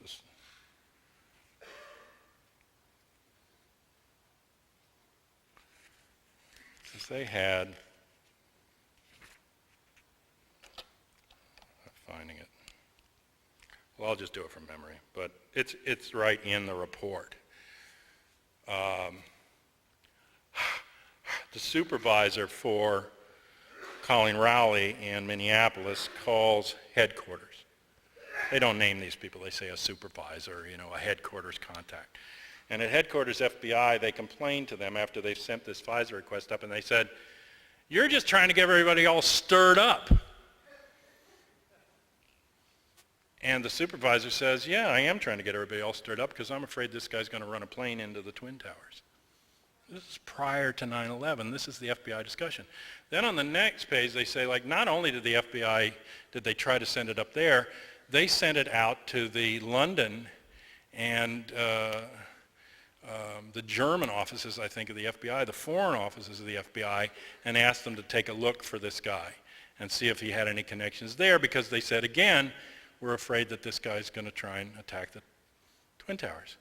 Well, that memo also got routed around by them to the CIA, and the CIA sent it to its London's office, and they quote in here what they said in their memo to their field offices about Mr. Moussawi, and they said, we're afraid that we have a suicide hijacker. It doesn't seem to me that that's a very common term prior to 9/11, a suicide hijacker. But they specifically say that's the threat that they're looking into. And of course, these investigations and everything, they don't go anywhere. I found it curious that when they did finally raid Moussaoi's apartment, there was software on a disk that showed how to fly a 757, and it had somebody's name written on it in felt tip. The name written on it in felt tip was somebody he was at the flight school with in Minnesota, a young pilot who later got his license, who happened to be one of the two pilots in Paul Wellstone's plane when it crashed. The other pilot, the older pilot in the plane, had gotten his pilot's license fraudulently. He had lied about the fact that he'd been in prison for several years on a fraud charge, that he still owed money, and therefore I think could have been compromised to take something onto the plane. Not that he would have done it thinking he'd hurt himself, but I mean, if somebody has blackmail control or other control, debt control over this guy, they could say, Joe, put this on the plane, deliver it to the other end, and it's not so benign, I say. Because something different happened to that plane than what we're being told about. And he was definitely, Wellstone was definitely targeted. But I thought it was just unusual that this pilot, crosses over into the Moussaoui story. But there's all these things that aren't standard procedure by all of the intelligence agencies, where they formally share information, they let it drop, warnings come in, they're not taken up, or warnings are given and they're apparently ignored. But beyond the warnings, they also had forewarnings to specific people. Okay, there was an MSNBC article shortly after 9/11 that said that the Pentagon brass were warned not to fly that day in advance. Salman Rushdie tells the story that he had special security precautions and he was told he couldn't fly out of Canada and the United States on that day, and that they gave him a security warning. Willie Brown, the mayor of San Francisco, said that his security staff told him don't fly that day. And the information, if you put the different reports together, could have been specific enough to tell you the date, or very close to the date, and the method. And then they were prepared for the method. So they see it coming, but they don't do anything. Well, not only does FAA NORAD fall apart, but also a secondary system falls apart that's very critical, that's operated my whole life growing up in DC, which is called P-56. It's a restricted airspace around the Capitol. It's the one I read you about here with the lasers not letting you into the Capitol. And that area is the most restricted airspace in the world. It doesn't depend on FAA NORAD. It depends on a separate military command and a command center that used to be Secret Service and FAA that was located out at Dulles. Now they've added on Customs and Immigration, and they've moved it to Langley. But it's still out there. It was called the National Capital Area Regional Command Center. It has some other name now, but that's classified, I guess. But they have a new office, but it was in place. And during my lifetime, I have seen jets come up from Andrews Air Force Base, from the Anacostia Naval Air Station, 135th Wing is right there, and they can jump up into the sky in a few seconds and protect that airspace. And I've seen them go up when I was a kid and chase little planes out that weren't obeying commands to get out of the area. But that day, absolutely nothing goes up. It doesn't come up from the FAA NORAD bases in time. It doesn't come up from the P-56 bases at all until after the Pentagon is hit, and then Secret Service calls Andrews and says, get something up, and they send up two unarmed planes, and then they're ready to smash themselves into the Flight 93, they said, or do something, but Actually, the only defense we got from the FAA NORAD system was that the pilots at Langley, 130 miles to the south of DC, were finally activated and told that they were going to New York. And on their way to New York, they were asked to look out their window and see if the Pentagon had been hit. And they confirmed a plume of smoke. So that was our defense that day of this very restricted area around the Capitol. And it doesn't happen just when you get to the Capitol. It has what's called an ADIZ, or an Air Defense Interception or Identification Zone, of 50 miles. So 50 miles out, they start picking up the blips and they're watching them to see what they do. And if they aren't going on track and they aren't responding, then they've got time to get something up there. Not in the report, not mentioned in the report, not followed out at all, is their own testimony from Mr. Mineta, the Secretary of Transportation that day. And he met with Jane Garvey when the thing started to happen. The second plane hits. They know it's an emergency. He said he was called over to the White House. And so he runs over there. It's a little after 9 o'clock. He goes through some elaborate vetting procedure to get him in. They still have to check to see it's him. And he gets down into the emergency situation room, the operations room, with Cheney. And he overhears this conversation that he says probably happened about 9:24, 9:25 in the morning. And a young guy comes up to Cheney and he says, "Sir, the plane is 50 miles out. Do the orders still stand?" Now that to me has to be Flight 77. There isn't any other plane in the scenario that gets within 50 miles of DC, and the timing is good. 9:24 hits Pentagon 9:38. Comes in 400 or 500 miles an hour, has to make a loop, so it's 50 miles out at 9:24, 9:25. The plane is 50 miles out, sir. Do the orders still stand? Then he comes back and he says, "Sir, the plane is 30 miles out. Do the orders still stand?" And he comes back one more time, Mineta says. And he says, "Sir, the plane is 10 miles out. Do the orders still stand?" And then Mineta says, Cheney's head snaps around and he says, "Of course the orders still stand. Have you heard anything different?" And then when there's moments of that, the plane hits the Pentagon. And I think you have to ask yourself, what orders is he talking about? Is he talking about shoot-down orders? Because that's what Mineta thinks he's talking about. Well, what's he going to shoot it down with? There isn't a plane up there to do anything to it. So it can't be a shoot-down order. Besides, if it was a shoot-down order, you wouldn't be tracking the distance between the bogey and a city. You'd be tracking the distance between the interceptor to shoot it down and the bogey itself. In other words, we're 5 miles from the target, sir. Do we shoot it? That's a stand-down order. He's coming back saying the order still stands. It's 30 miles from us, sir.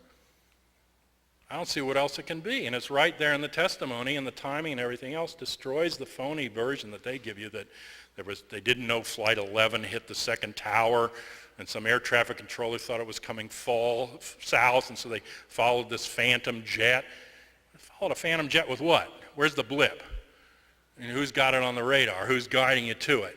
Now, that's supposed to be what Langley was doing. Otis, even more interesting, the Otis pilots go up, and they go out to Whiskey 105, and they're waiting for their instructions. The second plane still hasn't hit. The first plane's already hit by the time they get them up, but they're out there looping, and then they're looping, and they're looping, and they're looping, and nobody clears a path, nobody gives them a designator, nobody gives them a target, and finally, after the second tower is hit, they're told to fly into New York. And they were at one point aware, this is according to someone who works at Otis Air Force Base who talked to these specific pilots, they told them that they were aware from radio chatter, because by about 8:24, a communication bridge opens between all of the agencies. The DOD, the FAA, everybody's on the line, they're talking about what's happening. 8:24. Okay, this is before the first tower is hit. They're all yakking. And of course that chatter goes to these pilots through the military command. So they know that a plane is coming to DC. And they turn, the Otis planes in New York, turn to intercept Flight 77. And they're called back. Now, there's also an air traffic controller that's in the report at the Boston when this stuff starts to unravel before the towers are hit, but 2 planes are showing signs of being hijacked. They call on their own to Otis Air Force Base and to Pomona Air Force Base in New Jersey. Now, Pomona used to be the 177th Air Wing, Air National Guard. They used to be a scramble base for NORAD for the East Coast because they're equidistant between New York and DC. But in Bosnia, they took them off that duty and shipped them overseas for a while. But that morning, there are 2 F-15 jets ready to go out on the runway to take off for bombing runs that they do every month. And the 2 pilots are sitting out there, and we talked to them later. And they're getting a little noise, and they're wondering what they're supposed to do. So this call is coming into Pomona in a timely fashion. But these pilots then told us for the first time in their career, they were called back off the runway. So they don't go up. And Flight 75 literally flies over Pomona on its way in, the second tower hit. Flies right over top of them while they're sitting under orders to stand down at that airport. Nothing goes up from Anacostia. Nothing goes up from Andrews. No other planes are tasked in the air until it's basically just too late for anybody to do anything about it except Flight 93, possibly, but they don't even go after 93, at least not out of DC. And they said it was fog of war. Then they said that they only had radar from the Cold War and all of it pointed outwards, like 180-degree radar, not 360-degree radar. Like they put it at the edge. So like, you know, if you got through the first layer of defense, we're lost. But they're only looking outwards. They can't see anything inwards. But then I went and got their own newsletter, and they're bragging in there about how when the FAA, which doesn't have full coverage of the country in its radar, mostly just around the main commercial areas, they'll sometimes lose a plane, and they would call NORAD. And they would say, could you look on your radar logs or where you are and see if you saw this plane and do a trajectory on us and tell us how to find it because it's missing.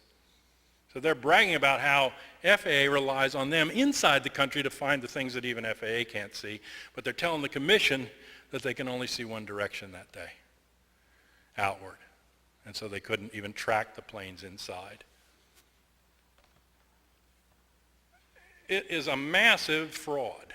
I mean, anybody listening to this with any sense of what they were doing would know they're just covering their rear ends. And now, of course, with this report, they want to blame it all on the FAA, but the FAA was getting those warnings from outside. And the FAA, some of them did the right thing. After 9/11, there was actually an incident where the governor of Kentucky flew into DC. Did you hear about this? And his transponder was off, but he got a special clearance in the FAA to land at National Airport. Mostly private planes don't, because he was coming to the Reagan funeral. So 50 miles out, his plane is picked up. Guess what that is? That's the ADIZ for P-56. 50 miles out, his plane is picked up, and they send up 2 F-15s, a Black Hawk helicopter, and a Cessna. They got like 4 agencies now that have to go up there, okay? And because of 9/11, that activation also sends an alert to all the major buildings within P-56. And so here are all the people filing by in the rotunda, the Capitol, the Reagan is in state. They're told, take off your shoes and run. And they all have to run outside the building to see what's going on. And, you know, to get clear of it because this threat is coming in. And then, of course, it's a big embarrassment because the plane wasn't really a threat. And then they say, oh, God, nothing's fixed. The FAA isn't talking to NORAD again, blah, blah, blah, blah. You know, they didn't fire anybody from the FAA. They fired the guy, the air traffic controller, who started the alert when he was supposed to at the edge of P-56. That's who gets it. So it's not allowed to work even after 9/11. You get fired if you make it work. But it worked up to that day. All these other things worked up to that day. And then they just shut down. They didn't want a commission. They didn't want an investigation. The families started pushing, and you've got this compromised commission. We tried to make it transparent. We tried to make it ask the right questions. We tried to embarrass it in public as much as we could by asking those questions in front of them and the TV cameras. And after they had that first botched meeting with the FAA NORAD, they decided we better stop taking testimony about 9/11. And so they had a series of hearings about policies, about the consolidation of intelligence, about airline security and all that. So it was upside down. I mean, they were taking testimony on what policy they should adopt before they figured out what happened on 9/11, which tells me that they already had the policies in mind. And the policies coming from these flawed assumptions that they had led to flawed conclusions. And none of them, for the most part, I mean, maybe sending some educational money over to Afghanistan or something, almost none of them are any good as recommendations. They work on these phony false premises, and they basically back up the right to go into the permanent war and to expand these intelligence agencies, also to break down posse comitatus, the wall between military and police function in this country, also to, to set up extra legal situations like these extreme renditions that they've been doing. Now we know it's one Gulfstream plane has flown 300 people to torture centers, always leaving from Washington, D.C., from corporate front up in Boston, and to put people in categories where they're not under either international or Geneva court or under U.S. Constitution and call them some special name. all these laws were written in secret and drafted in the White House by Gonzales, who's now the Attorney General, replacing Ashcroft. These people were key to the situation, and then we were given this story by the FBI of who was on the plane. Now, there's some people that speculate there were no Arabs on the plane, but that's not the case. And in fact, I did talk to ground crew who take tickets and go on the plane and count, but they don't take off at the plane, who saw some of the people that are pictured in the ID as the suspects get on to Flight 77, and I assume that's similar on other flights. Other people got on, who knows, maybe I'd assume name but the right picture, but they saw some of the people pictured get on the plane, and one of the guys that got on the plane had been on that flight before, prior to that, and had caused some trouble, asking 5 or 6 times if he could go up into the cockpit, and he had also filmed some of the airline attendants going in and out of the door of the cockpit.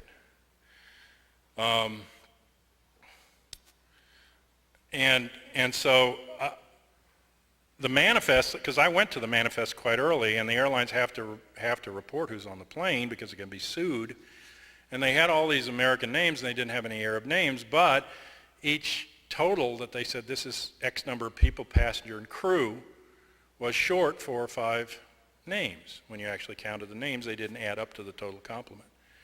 Now, if the 19 names had matched the manifests, don't you think they would have wanted to put them out to prove that? The only way I could think that they would leave them off the manifest is that somebody had to tell them to do that. And to this day, they're reluctant to release the manifests or any of the information. And so I think they were told to leave them off because they didn't, in fact, match the official story. And then, interestingly enough, when they did the DNA work at the Pentagon and the dead there, they come up similarly just short, 6 names short, and none of the Arab names are on the DNA list either to be identified. So whoever these people's identity is, it's always a step away. And I believe there also were 6 on Flight 77. There were 6 people missing from the manifest. There's 6 names missing from the DNA list. But I also believe it because, and it's in the report, they may make nothing of it, Renee May, the attendant, called by cell phone to her mother and told her that the plane was being hijacked, and she said, "Mom, there's 6 of them." But the official story is 5. And 6 might explain who flew the plane.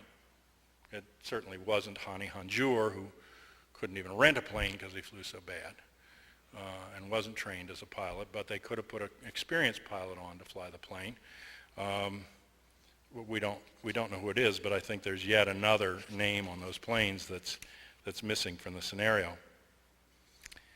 And then we went into this situation, first the FBI told us who to blame, and the other day when Michael Chertoff, who's now going to be the head of Homeland Security, came up for approval of the Senate and they took the vote, the last senator that spoke before they started voting was going down his attributes and saying what a great guy he was and why they should approve him. And one of the last things he said right before they voted was, and remember, it's Michael Chertoff's team that linked the 9/11 suspects to the Al-Qaeda. Okay, so that's who you've got in there. And now the Director of National Intelligence, who I thought was going to be Goss because the reform law says that they can appoint the guy without Senate approval if it's the standing Director of Central Intelligence, which Goss is. In other words, under the law, Bush could make him the Director of National Intelligence and wouldn't even have to get a Senate approval for it. So I thought it would be him. Now I think Goss is the backup position if they can get Negroponte in. But Negroponte is put forward. And this guy is like the worst that you could imagine. He's in all these dirty trick operations going way back to Saigon. He was in the U.S. Embassy in Saigon, and he's in Central American operations, and he's part of Contragate. Well, when I was talking earlier about the funding of the covert operation in Afghanistan, you have half coming through Pakistani intelligence and CIA. The other half, the other $3 billion, comes from Saudi intelligence and the Saudi royal family through the Bank of Commerce and Credit International, which was a front for intelligence operations that involved both American and Saudi.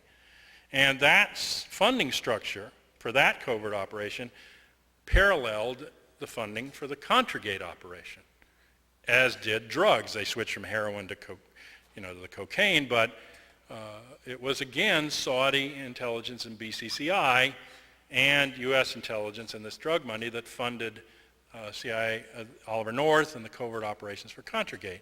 And where are those Contragators?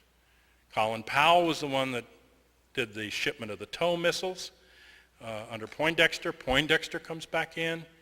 Negroponte comes in. Otto Reich comes in. You know, each of these, and there's even more of them, Ellie Abrams even. Some of them were convicted for Contragate, and yet they're back in as the team at the top of these operations coming into this situation. So, you know, we're being told that's who's going to protect us now are these people. Even Zelikow, who was the director, sat on of the 9/11 Commission, sat on the President's Foreign Intelligence Advisory Board from 2001 to 2003. And he said recently at the University of Virginia that the real threat of Saddam Hussein was not to the United States, it was to Israel. And that had been the real reason that they had gone in there to invade Iraq was the threat to Israel, but he said it doesn't have, he called it the threat that dare not speak its name. He said they couldn't bring it up because it wouldn't be a popular sell. That was October the 10th, 2002. And then, you know, all of these guys have, I mean, Chertoff headed up the investigation of 9/11 for the Justice Department from his position in there, but they were drafting illegal laws at the time and dealing with people differently.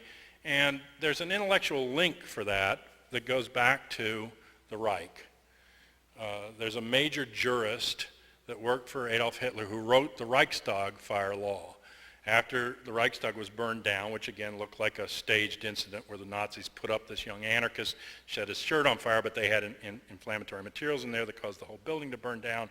And they blamed it in the national emergency, and they had these Reichstag laws, and they started the beginnings of the open fascism there. And the guy that wrote those laws and wrote much of the racial laws and was the leading jurist for Hitler through the war was the mentor of a guy who came then from Germany to the University of Chicago named Leo Strauss, and he in turn was the mentor for Wolfowitz and some of these major neocons. Okay, and there's a quote in 1936 from Hermann Goering where he says, "I know two types of law because I know two types of men, those who are with us and those who are against us." Am I ringing any bells for you? Okay, so you set up a dual legal system, and that's part of what they're doing, and how it's breaking down is they write laws in secret that Congress doesn't even have to approve of. They just implement them, you know. And, you know, there's other stuff breaking about the threats. There's a memo out from Richard Clark, January 25th, 2001, to Condoleezza Rice. We need a primaries meeting. We got to do something about this. And it's not followed up on. And she gets these urgent warnings. But, you know, they say later, well, you know, we did this or we did that. But basically, this report has been suppressed until now. It's mentioned a lot in the testimony and congressional hearings, but we've never been able to see the wording of the actual report. Sybil Edmonds, a whistleblower, also is backing up from her testimony that she saw letters that said at the FBI that they knew that Al-Qaeda would attack American cities with airplanes. And this report that's just come out backs her up, and she's gone into court. And there's some other whistleblowers that are trying to do something to get the truth out about this, but it's, you know, it's uphill against this kind of a system. I also brought with me, and if you haven't seen these, you probably try to get them. This is called First Impressions. It's the American Muslim Perspectives on the 9/11 Commission report by the American Muslim Task Force, and it's available from American Muslim Task Force online. And then this is the 120-page redacted, still somewhat redacted, last monograph from the 9/11 Commission staff. But both of them have important stuff in it. And then the best antidote to the report is Paul Thompson's terror timeline, which is just a factual timeline with public sources for what happens coming up into 9/11 and then minute by minute during it. But there's homework to do. I know it's a post-literate society, and I know the FBI wants to know what everybody's reading at the library. I don't think they could probably deal with my list. But That's why I never did freedom of information on myself. I don't have room for all the files.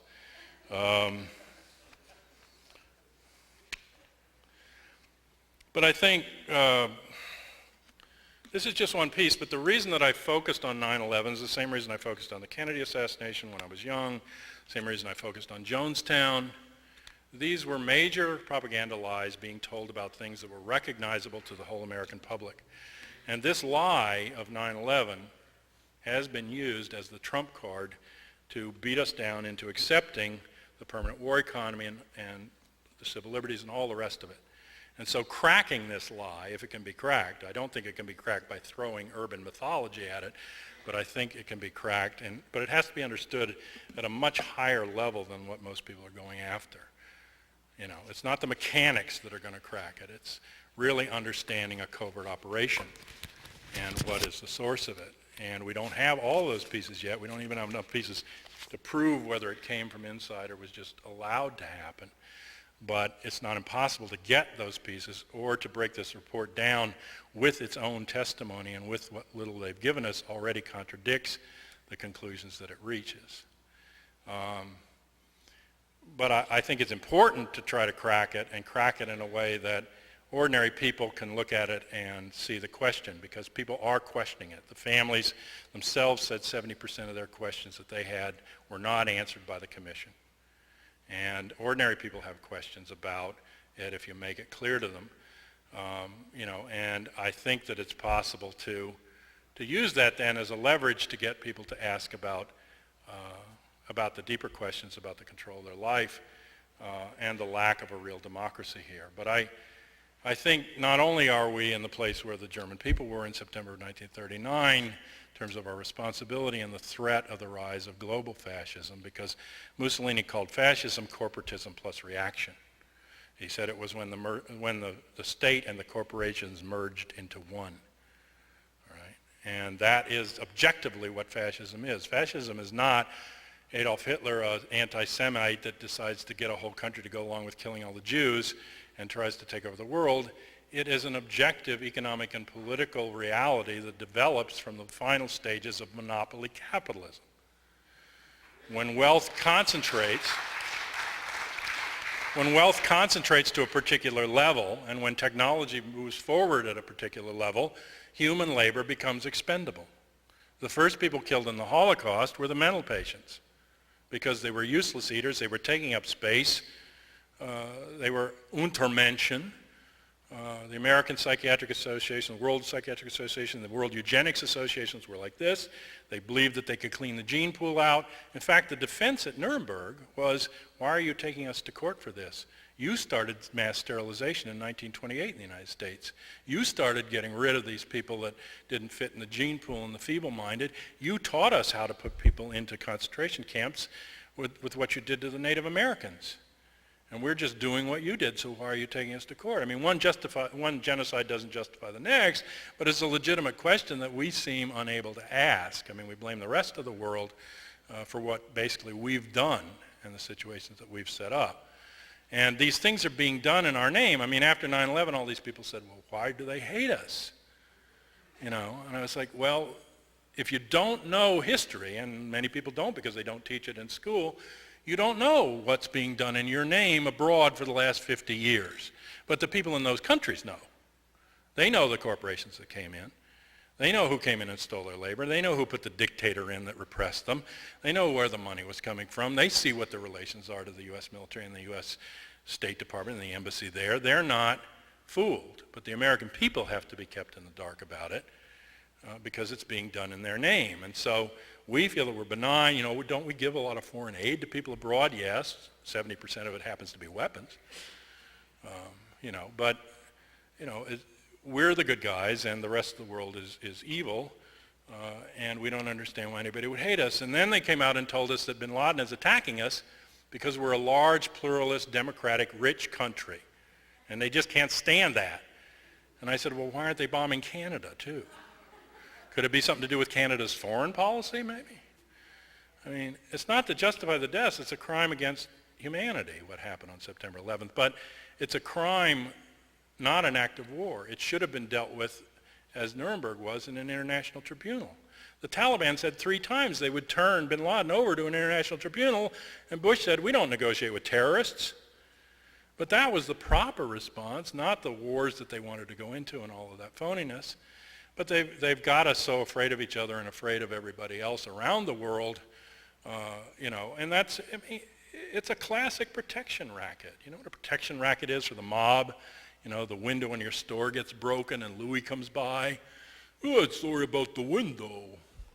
$100 a month or so would probably make sure that don't happen again. But you don't want to pay it, something worse could happen. A place could burn down or something, That's a protection racket. I mean, I'm supposed to be more afraid of bin Laden in his cave, Dr. Nosama, where's James Bond, than I am of the system, that created the cave and that created the threat and that armed the threat and, that as far as I can tell manipulates the threat, maybe as a negative asset, maybe as a positive asset. I don't know, but I mean, I'm afraid of the people that are taking my life and my democracy and the lives of people all around the world away. It's like Malcolm X said, if you read the newspapers long enough, you'll end up loving the people doing the oppressing and hating the people being oppressed. And you've got to figure out what that is. But the other thing you have to figure out, I think is what fascism is, because that fascism, that corporatization is now not just it's not Tyson Steel and I.G. Farben, it's international global corporations. It's Hitler gone global, gone mad. I mean, he might have wanted to take over the world, but the corporations that were financing him weren't already the world and didn't own so much of it. And so, it's a global lineup of these countries at the top, the United States and, the European Union and the new wannabes. China joins the World Trade Organization September 12th. First call to Bush is from Putin and Russia, and they want to line up, and then the rest is the pockets of resistance within the neoliberal countries and the underdeveloped masses. Those are expendable, and then us. I mean, the people here that are going to resist. Okay, and overall, when you don't need the labor anymore, I mean, they don't need the labor in Iraq to run those oil wells. So that population is expendable to them. And then based on where your racial views are, based on whatever, your genetic views, whatever, you're going to pick those segments in the society that can go first, or that you're not going to worry about. Maybe you'll speed it up a little. Reinhard Gehling suggested that the concentration camps, he was Hitler's head of intelligence, in his memoirs at the end of the war were too messy, and that they ought to figure out how to create natural disasters that wipe out hundreds of thousands of people at a time. But the objective pressure of that concentration of wealth, if you're not going to make that surplus, and that's what it is, objectively the world is in surplus. Objectively, there is enough arable land, there is enough resources, there is enough technology for every single person on earth to be clothed and housed and fed, to have medical care, to have transportation, to have communication, to be interneted even, to be entertained, without the destructiveness to the rest of the planet, without wiping all the rest of the species, without destroying the ozone layers and all of that. There are alternative energies that would work, but it takes a decentralized model to make them work. It takes a community model to make them work, but they're there. Objectively, they're there. And if all you do with that surplus is control it and consolidate it into the hands of a few, then the rest of us are the Untermenschen. That's just there's an objective pressure for genocide because you don't need those people and they potentially represent a threat to you. And then certainly along the racial lines where you dehumanize whole segments of the population. So that's sort of the nightmare path, and of course it also takes a permanent war economy and permanent war and civil dissent, end of the Constitution, martial law and all those things. That's the nightmare path, but we're at that crossroads now. We don't have a lot of time, we don't have all the wiggle room we could, but we've got more wiggle room than anyone else on earth to not go down that path, to change that path in the other direction toward a world that's different. But in order to build that world, you have to have the imagination to understand not only what your enemy is and what form it takes, but of this global fascism and these international relations, and the economic relation that capitalism forces all of us into with each other, and how that could be broken. You know, how you pull back aspects of human community that have been stolen from you and then sold back to you in their most distorted form by this system. But you also have to have the imagination to see what a real democracy would look like. And I would submit to you that the democracy envisioned by Thomas Jefferson was not adequate in his mind for the following generation. And he said it himself. He said there will probably have to be a revolution in this country every 20 years to make sure that power doesn't aggregate again in the hands of the few. He said he wouldn't expect his children to wear a threadbare coat just that he owned just because he liked to wear it. He said if he built a fort around them to protect them from a threat and the threat went away, he wouldn't force them to live in the fort any longer. He said that even if he planted a tree so they could have fruit to eat and they didn't like the fruit, he wouldn't force them to eat it. These are his metaphors for he knew that his imagination only stretched so far, and that then every subsequent generation would have to imagine and realize its own freedom, its own sense of democracy. The other thing Jefferson realized in Washington as well is that political parties, are inimical to democracy. Jefferson said that in any given society, you can only have two parties no matter what they call themselves. Those who want to take power from the people and put it in the hands of the few, he called the aristocrats. Those who want to do the reverse and put power in the hands of the people, he called the Democrats. But he said if you build a democratic government machinery and you build a constitution that's actually democratic and a social contract that's democratic, you don't need a Democratic Party. And Washington, when he left office, said that policies belong to the people as a whole, and that parties put those decisions back in the hands of a few. When you lived in the 1700s, your only method of communication and travel was either a horse or a boat. When the meeting you had to go to was going to be 2 days away by horse, the whole community couldn't go, so you picked a representative to go. Smaller community, maybe not too far fallen from the tree, you probably picked the guy you wanted around the least and sent him off for 2 weeks to listen and be your representative and then bring back the report. We're in the 21st century. We don't rely on a horse and a boat. We have mass communication. It's a commonwealth. People say the corporations own the media. They don't own the media. They monopolize the licenses. But the licenses are issued on the basis of it being a commonwealth, and they're issued by the public to the broadcasters. They own some of the broadcasting equipment.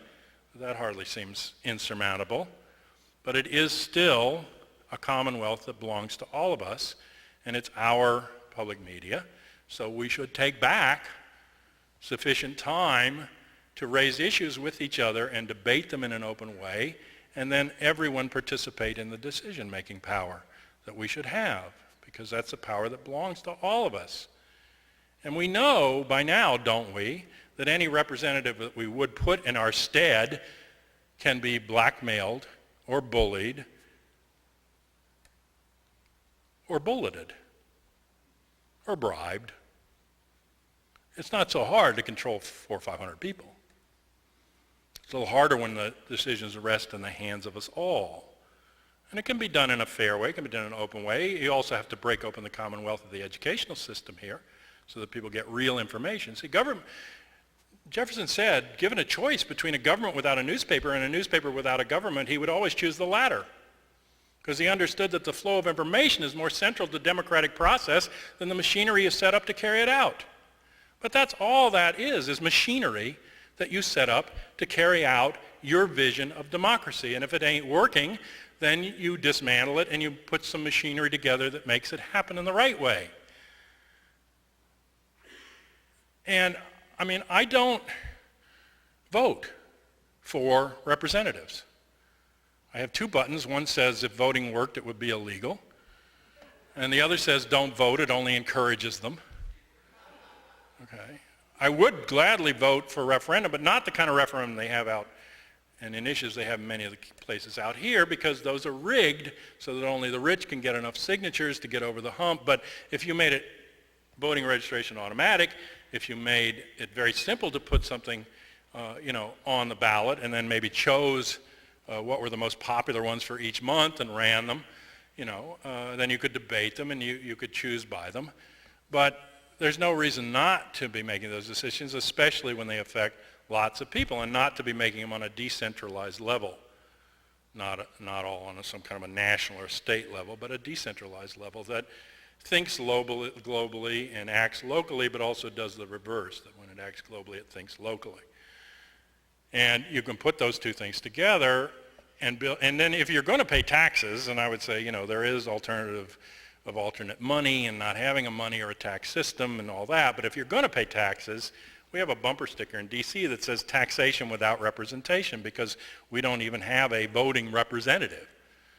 We have Eleanor Holmes Norton who can go and sit on a committee, but you can't vote. Now, my version of representation with taxes is not Eleanor Holmes Norton voting for me, because she doesn't represent me. I doubt I could represent anyone else in the room here, much less all of you. Why would I want to try? I can represent myself perfectly well, as can you. And if your response to this is, yeah, but people are too stupid, Jefferson thought of that too. He said, the only safe repository for power is in the hands of the people. He said, if you think them unable to exercise their discretion in a wholesome fashion, that means you think they're idiots. Okay. He said, the solution is not to take the power from them and put it in the hands of an elite. The solution is to inform their discretion. That you have to trust rationality, you have to trust communication, and the ability that we can educate each other and ourselves about things. Does it mean we'd never be wrong? No. But I would tell you, we will fix a mistake sooner than this system will fix a mistake. And we won't vote for things that are obviously not in our own self-interest on a broader scale. Will there be differences? Of course there will be. But breaking through some of those other things would make it possible. But if I was going to pay tax to the federal government, I think that I would want the last page of the tax form to be an allocation form. Now that would be taxation with representation, because I would directly allocate the tax that I paid. And I even want to just send a 3-part carbon out to everybody that pays taxes in my community and show them a brochure with a pie. Here's where your money's currently being spent. Here's your blank pie. Fill it in. Put it in with your tax form. Doesn't have any legal weight, but tell them how you'd like the money to go. Send one to your representative or put it in the drawer, and send one back to me. I'll take the results. I'll put them into a people's tax pie. I'll go to the voting record and put up the representative's tax pie. I can guarantee you they won't be the same pie. And then I'll ask the representative to come out and explain who it is that they're representing. It's very simple, but it plants that seed. You've got Bush running around saying, it's your money, it's your money. And I said, yes, it is my money, and I want to allocate it. I don't want the chump change back that's left for social services after you overfund the Pentagon and the CIA. I want to spend the money myself, okay?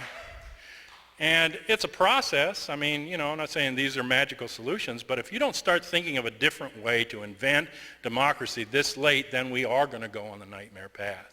And if you don't understand that your loyalty belongs to the human race and not to a flag, not to a country that's supposedly under attack from some mystical force that's out there that you can't understand. I mean, these terrorists, the way they're presented to us is as if they dropped in from outer space.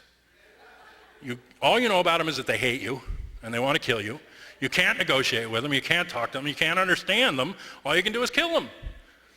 And you got to kill every last one, except you never know. It's like the pod people, maybe it spread to somebody else, and then you got to start killing them, and how long is it you start fingering each other? Well, I think you're one of them, And it's just dead end. I mean, if it's the 21st century, we know what war does. And now the weapons that make it happen are so bad that the planet is not going to survive. If we don't make war obsolete, we're going to make ourselves obsolete. All right? And I don't know, maybe talking to the choir here. I went to Bemidji, Minnesota recently. I had a great time. I talked to people in the community and people at the school and classes of kids and stuff like that. But these ideas are ideas, I think, that aren't beyond ordinary people. But we've got to be willing to break down, even in ourselves, a tendency to want dogma. I'm not telling you this stuff so you'll follow me around and say, well, I'm a judgeist, I do these things because I'm hoping that a little bit of humor, a little bit of perspective it'll open up something for you that you'll look at the paradigm a different way. In fact, I wanted to write a memoir. If you think about a title of a memoir, would be Brother, Can You Paradigm? All right? Because if you can't paradigm, you're in trouble. It's not that everything they're telling you is a lie, but the focus, the lens, they've got it a little skewered so that you don't see it straight when you look at it. So, and I'm in trouble already. You can go on the internet and find out that I'm a government intelligence agent, and I'm part of a disinformation campaign because I say that Flight 77 went into the Pentagon. I don't think it's a burning question about 9/11. I think they're much bigger questions, but Flight 77 did go into the Pentagon. There were hundreds of witnesses that saw Flight 77 go into the Pentagon. I've talked to quite a few of them, and you've got all these people not only saying, is it a question, but it's a religion. And if we approach our belief systems as religions, then we're going to put people out in the street, and away from us. But if we approach it as respect between two people, and let's see if we can't get to the truth. I often say in my lectures, because people come at you afterwards and say, gee, you talked about this, and my uncle did that. A little piece of the woman at the picnic table. If we told the stories of our own families, the whole system would break. They do what they're doing because they are deathly afraid of us. They need for us to be in denial. They need for us to try to protect the little bit of privilege we have over somebody else rather than sharing. They need us to keep the needle in our arm, the television on, the consumer mentality going, keep quiet, consume, and die. And they're afraid of us. And they need us to feel that we are powerless. But we are the least powerless people on the planet. And there might be a way for the whole rest of the world to stand up to this juggernaut, but it wouldn't be easy. But where the potential is to stand up for it is right here among us. And the moral responsibility to stand up to it is right here, because it's being done in our name. And it's being done each day. And we can build another world. We can invent another world. We can include each other. We can build community. We don't have to be afraid of each other, but we have to tell the truth. And once we tell the truth to ourselves and to others, once we pull the needle out of our arm and say, I'm not playing anymore, that's it. Game's over.